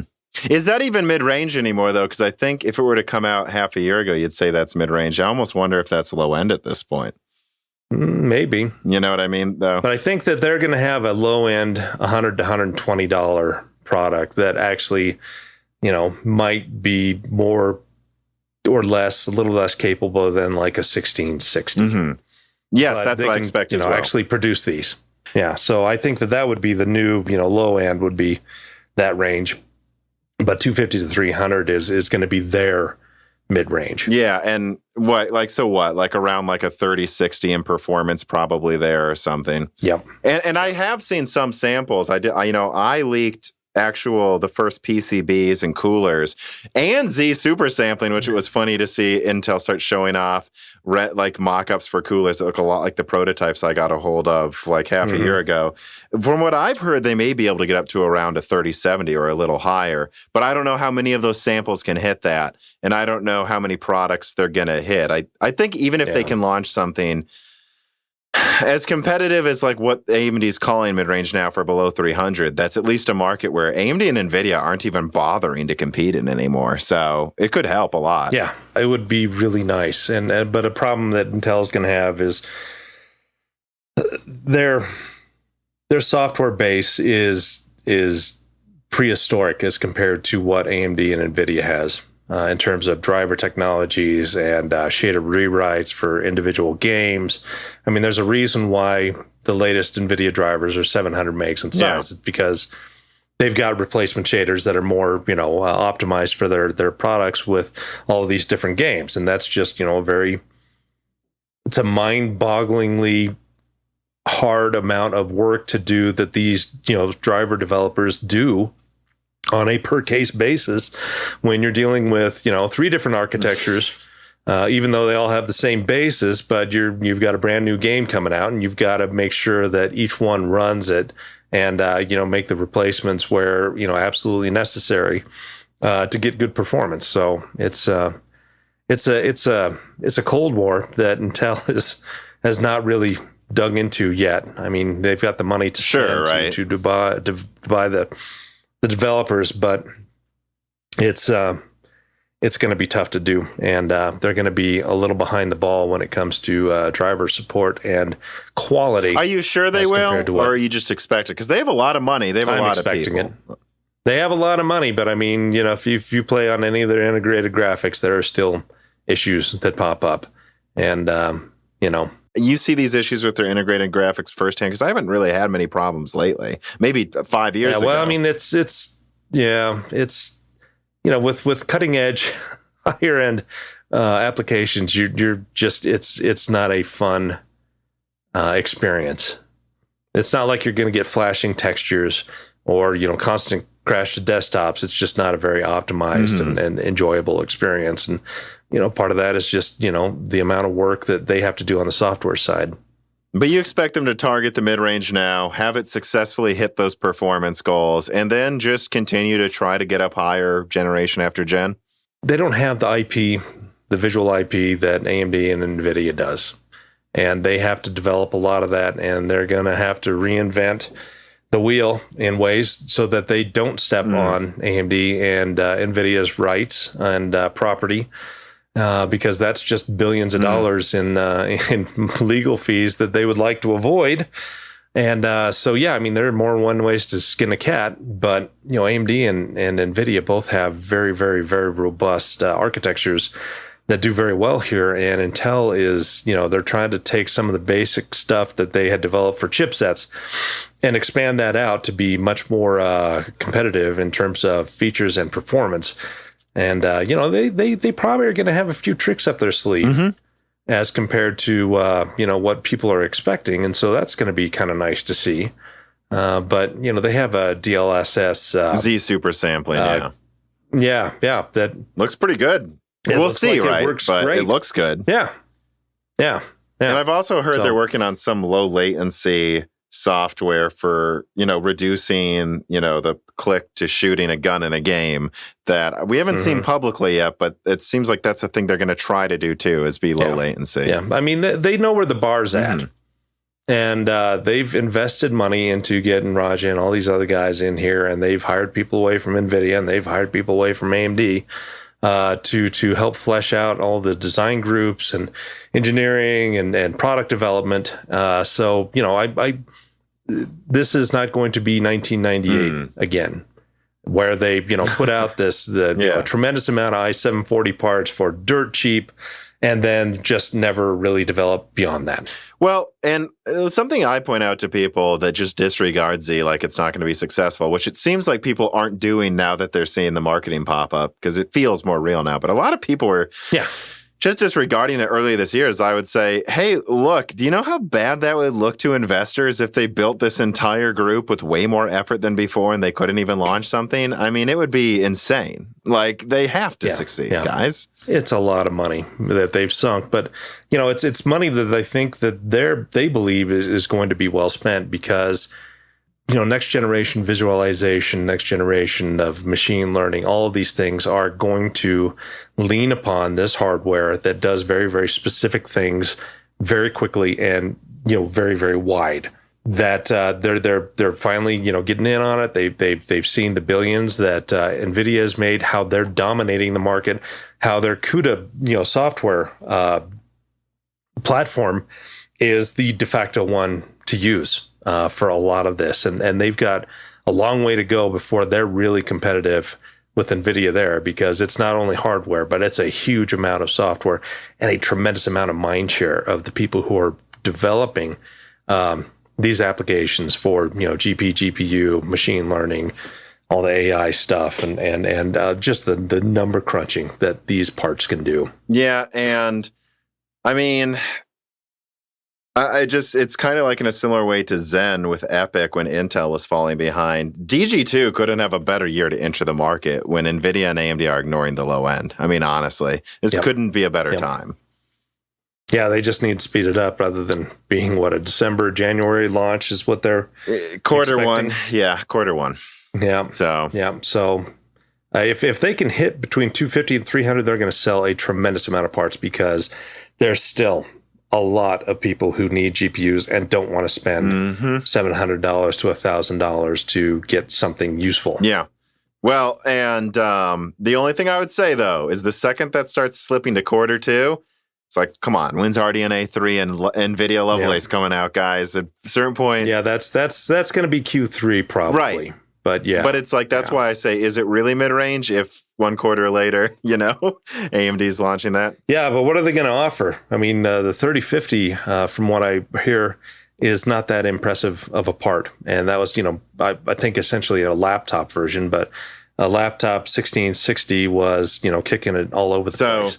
And I can answer that. Yeah, So What it sounds like AMD is probably going to do is obviously they're going to use RDNA 3 for most of the top end of the lineup, but it sounds like they may die shrink Navi 22 to 6 nanometer and then make that the 7500 XT. So if they do that, it's really not a full die shrink. 6 nanometers design compatible with 7. But if they just, it's about 10-15% better. If they just rebrand the 6700 XT as like a $350 7500 XT, and it's actually as strong as a 3070, that puts a lot of pressure on what Intel can price these parts at if they take too long to get them out. Yep, you're absolutely right. And that's not RDNA 3, so they could launch it sooner. Yep. But and they've got the software. So, all the drivers it's going to work. Yeah, so I guess what I'm saying is I'm excited for Intel, but it's got to be Q1, guys. Come on. That's what the heck's going on. Yeah. I mean, they've got a long road to hoe, because everybody else is so much farther beyond where they are. And sure, they brought in a lot of people, but they still have to build up a product. They got to build the software stack. They've got a tremendous amount of stuff to do in a very, very short amount of time. In terms like this, hardware is almost easier than everything, all the other moving parts that you need to get actual products out there. And they're going to have to find board partners who are willing to do that, and willing to piss off AMD and NVIDIA to be able to, produce these products. They're going to find them, but we have no idea what MSI and Asus and EVGA and all these other guys are going to do. And some are, more tightly bound to AMD and the others to NVIDIA. And so who do you get to produce these boards? MSI. Are you going to just, MSI is going to do some Intel? That's, if I'm remembering correctly, to be fair, this was like from a couple months ago. I haven't really paid attention to those notes for a while. But yeah, it sounds like MSI, maybe Asus. Okay. Well, it would make sense because they at least have both flavors of all of their parts. So yeah, it'll be interesting to see how well that they deal with Intel. Well, and how well Intel deals with them, because this is kind of new for them, It is. I mean, that's but they've all been chipset partners for motherboards, right? So that's ages. Probably where that's coming from too. Then, yeah. So I don't know. It's going to be interesting to see, and there's going to be some birthing pains, and it's going to be interesting to see how much pushback AMD and NVIDIA will have to some of these board partners. I don't think anything in terms of monopoly, but it's like, hey, you're selling a bunch of Intel cards. Well, this other guy's not selling as many, and so I'm going to give them a higher portion of chips available to them. And yeah, I don't know. I mean, it's going to be, the lawyers are going to be happy for a while. Yeah. Well, we've been going on for a while here. I think I want to ask one final question then, just to round things out. So KJM015 writes in, he says, in your experience, what was the most impactful generational leap in performance for CPUs and GPUs in the past 20 years? Which generation for you made the biggest impact in generational performance? Probably the K7, the original K7. That was the biggest jump. It was a huge jump from the K6 III and the K6 II Plus, which is what, the mainstream parts from AMD. It had so much better gaming performance, it wasn't even funny. And not only that, but it outperformed any similarly clocked Pentium 3. I mean, by a significant amount. And we're talking like 20%. And so, and not only that, but they had at the time products that went up to 600 megahertz. With the K7. I think the 550 was the initial faster. They had a 450, 500, and 550, but then they quickly came out with the 600. And Intel was stuck at like 500 megahertz with the Pentium 3. They couldn't get above that with their current designs and process technology. And so AMD had a tremendous advantage over Intel for quite some time. Even though K7 didn't sell as much as they were hoping, it was still... It got them really over the hump of the K6. A lot of people had, much better experience with the K7 because they had better chipsets. It was originally the slot A, and then it became socket A, and they had support from AMD, not AMD, but AMD had its own Iron Gate chipset, and then VIA, and then SIS came aboard. and eventually NVIDIA had their chipset products. Very briefly. It became a very robust ecosystem for AMD and the K7 because it was just such a good part. The next one would be the original Athlon 64. Mm-hmm. I mean, that was just such a tremendously better part than the Pentium 4 and then the previous AMD Athlon XP. So that those products was just massive. But they weren't as successful as they are now, though. Like Zen, by far, I think, has proven more successful. Yeah, and they've been able to execute well for the past 4 years, and they're continuing to execute. When you think back of Athlon 64, that was a 2003, 2004 product. By 2006, they were dead in the water against Core, and they couldn't innovate fast enough with their Athlon 64 architecture. And even though they staved them off with the Phenom 2, that's what I would. Yeah, they staved them off. That's how I'd put it. Yeah, that was in terms of CPUs. That was the biggest jump for GPUs. Yeah, the biggest jump. I want to know what you'd say for GPUs. It was Voodoo Graphics. Mm-hmm.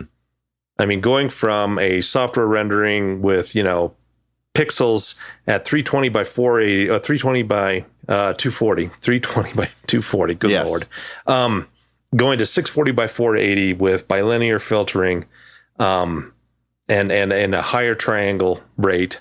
It was amazing. It was seeing the lights coming on for the first time. It was just a great experience, and never had experienced anything else quite like that. And I guess number two, the second would be going to the GTX 6800 series and the Radeon 400 series.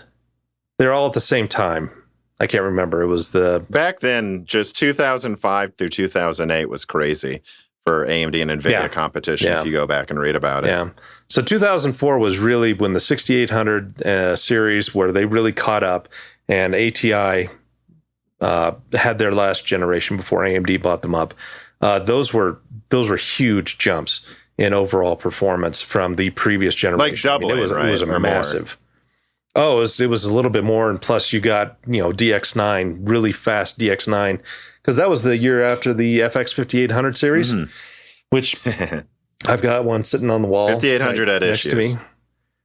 Oh, it had a few, and but yeah, it was. So it felt big just because of that alone, Yeah, and I guess the other one that really sticks out is running a 9700 Pro.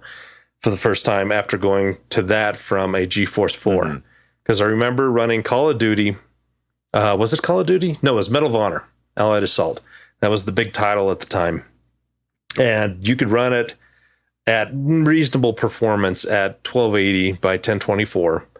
But you had to turn off AA. Yes. And you could really run it nicely at 1024 by 768. AA was such 4X AA. It was so intensive back then. It was ridiculous. Yeah. But I installed a 9700 Pro, and I could run that at 1600 by 1200 with 4X AA at great rates. And that was one that, again, really stuck out in my mind, because that was a next generation product that AMD just smoked. ATI smoked NVIDIA. I mean, thoroughly. Because that was GeForce 4, and then they had the FX series that was delayed. And when it finally came out, it was the blowed up, the Dustbuster edition, and all the other rendering issues, and how they kind of bolted on floating point shading to a previous kind of rendering. It was a mess. So, I think it's important for you to point that out, because right now I'm starting to put out early information about RDNA 3 and NVIDIA's next gen, and they sound like bigger than what Ampere was, or bigger than what RDNA, and around as big as what RDNA 2 was.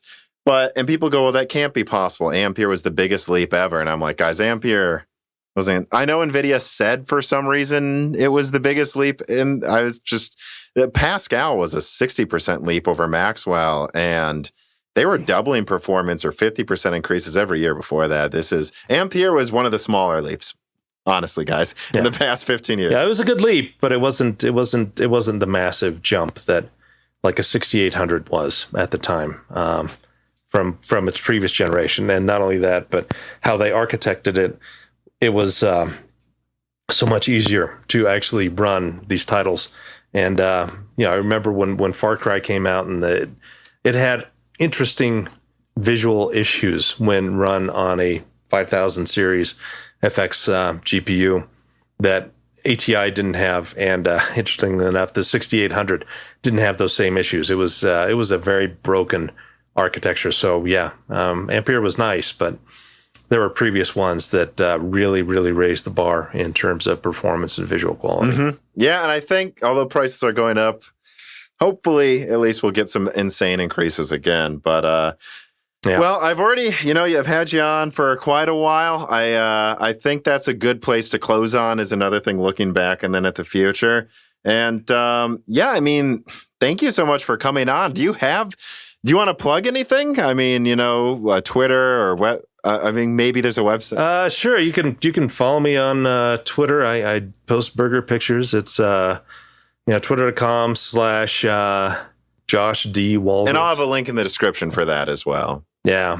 And did you ever get a chance to read the Slowing Down the Process migration? I did. I at least read a fair amount of it, and it was funny to look back at the talks of and there will be. I already have a link in the description that, on this page for people who are curious. It was interesting reading you talking about the slowing of Moore's Law and what's going to happen, and it is quite prophetic. It went from just node. It was 2004. I wrote that puppy. Yeah. So yeah, and even back then we knew that things were not going to be the land of milk and honey when it comes to process technology. It was just. There are so many hurdles, and physics is a horrible thing to try to deal with. So yeah, if you have time, go on archive.com or net or whatever that is, org, and look that up. But yeah, thanks for having me. There's nothing else I really need to plug. PC Per podcast on Wednesday nights. You can join in live, but I really appreciate you inviting me to this. It was a lot of fun. I mean, yeah, of course, the pleasure's been mine, and hopefully the pleasure's been all of the people who listen to this. And thanks to you again, and thank you to everyone for listening. This podcast was brought to you by the YouTube channel and website Moore's Law is Dead. Moore's Law is Dead and Broken Silicon are trademarks of their creator, Tom. That guy is me, and I am indeed the creator, editor, writer, and showrunner of Moore's Law is Dead podcasts, videos, articles, and other media. However, I don't do this alone. Moore's Law is Dead is a team, with Broken Silicon co-hosted by my brother, Dan, audio editing by Gerard Cortez, and special assistance by Carbon Cry. Find all of our information, including the information of sponsors you can support, at www.mooreslawsdead.com. If you would like to send fan mail or hardware to us, please mail parcels to Moore's Law is Dead at P.O. Box 60632 in Nashville, Tennessee, zip code 37206.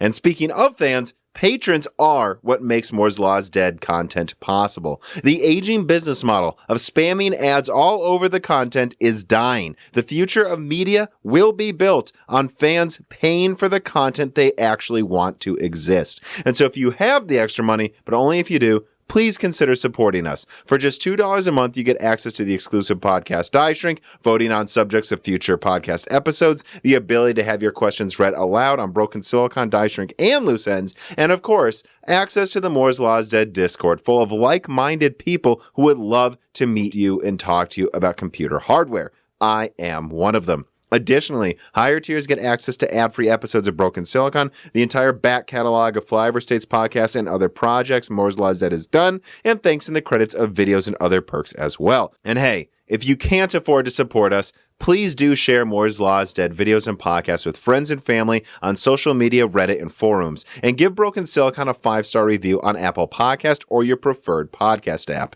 All of this really does help so much. And if you'd like to advertise on the podcast, hire Tom for consulting, or are a person of interest who would like to be a guest, please reach out to the email address mlhbdead@gmail.com. But as I said, this podcast would not be possible without its patrons supporting it, and so now it is time to give a personal thanks to the greatest of the fans. The following supporters are at the 10 gigahertz or higher producer levels: Brad Medlin, Telos, GUK, Benny Berlin, Justin Yacht, Thomas Rupp, I Love You, Lynn Jim, Ivan K, Tom Bailey, Muhammad Al Kawari, Frederick Lau, Metrocore, Justin Parrish, Zachary Martin, Terrence Herod, Drita Full, Phil S, D31337 Antics, The Ninth Dude, Greg Renegar, Josh Lodge, ABG, Travis Gooding, The Mechanical Philosopher, Lebo Kinkilo, Fatboy Deesru, Daniel Hyde, A Guy in PA81, Nathan Mose, Cole Addict, Matt Salem, Aaron Close, Juan Garcia, Matthew Landavazo, My Name is Nobody, Judson N. Alethros, Jensen Wang, Hey There's a Kitty, Greg T. Wanchik, Ivan 214, John Jameson, Benjamin Cannon, Matthew Lane, Mark Raidmaker, Jane Router, Chris Licata, Michael McGee, Ali Robertson, Eric Jackson, Jonathan, Patrick Groh, Evan Dingle, Dominique Cox, Stefan, Original Ross, Tick Dickler, Joaquin Hagan, Total Silo, Sol Connor, Michael Costa, Andrew S. Blake, Aaron Keith, Gregory S. Acker, Endless Loggins, Tom Sen Filippo, Justice Brennan, Zootsu Taylor, Trevor Powers, Stu, Elenia, Nanya, Daniel Nishbal, Franco Frederick, Dan Galanowski, Alex Carastillo, Dark Rain 2049, Leighton Perry, Joseph Caravan, Brett Summers, Judd Y, Denovan Russell, Noah Nicolella, Slicky, Martin Porshegi, David Cowden, Ricky Tan, Hulu, Patrick J.S., Justin Staples, Freddie Canos Jr., Stephen Coates, Kiwi Phil, DeHoo, Sarah Light, Anthony Gareffa, Brett Summers, Eddie Del Castillo, Joseph Loria, Luis Correa, Deke, Cheesy Ramen, Rule Abaneni, Tim Robbins, Jake Dude 23, Brian Riggleman, Justin Gower, Kaio Markelli, Dave McCoy, Valco Malev, Gabe Langner, Ronnie Kaluk, Souza, Michael Deaton, Thomas Summers, Maurice Courtois, Wesley Sager, Scott Ref Schneider, Mai Sharono, Y Trui, Roman, William W. Draper, A.R. Rats, Wakir Khan, Henry Zhang, Stephen Hart, Christopher A. Butler, Greg Peter Moore, Amy Bill Chief, Justin Thomas, Sam Miller, Sami Malas, Kevin Shin, Shakir, Nick Rakin, Olden Mobley, Matthew Lazier, R. Pete Sharma, Meat and Pork, Jimmy N.G., Mads, Garanadin, Benjamin Oshley, Zijits, Shield TV, Kuto, Aaron, John Wisink, Sam Venzel, Mark Mitchell, Bruchu, Jeremy Show, James Anderson, Jesse Jeskowiak, Ian Clifford, Tyler Lindley, MJB1, Gordon Freeman, Michelle Pell, and thank you to Sahara for the music.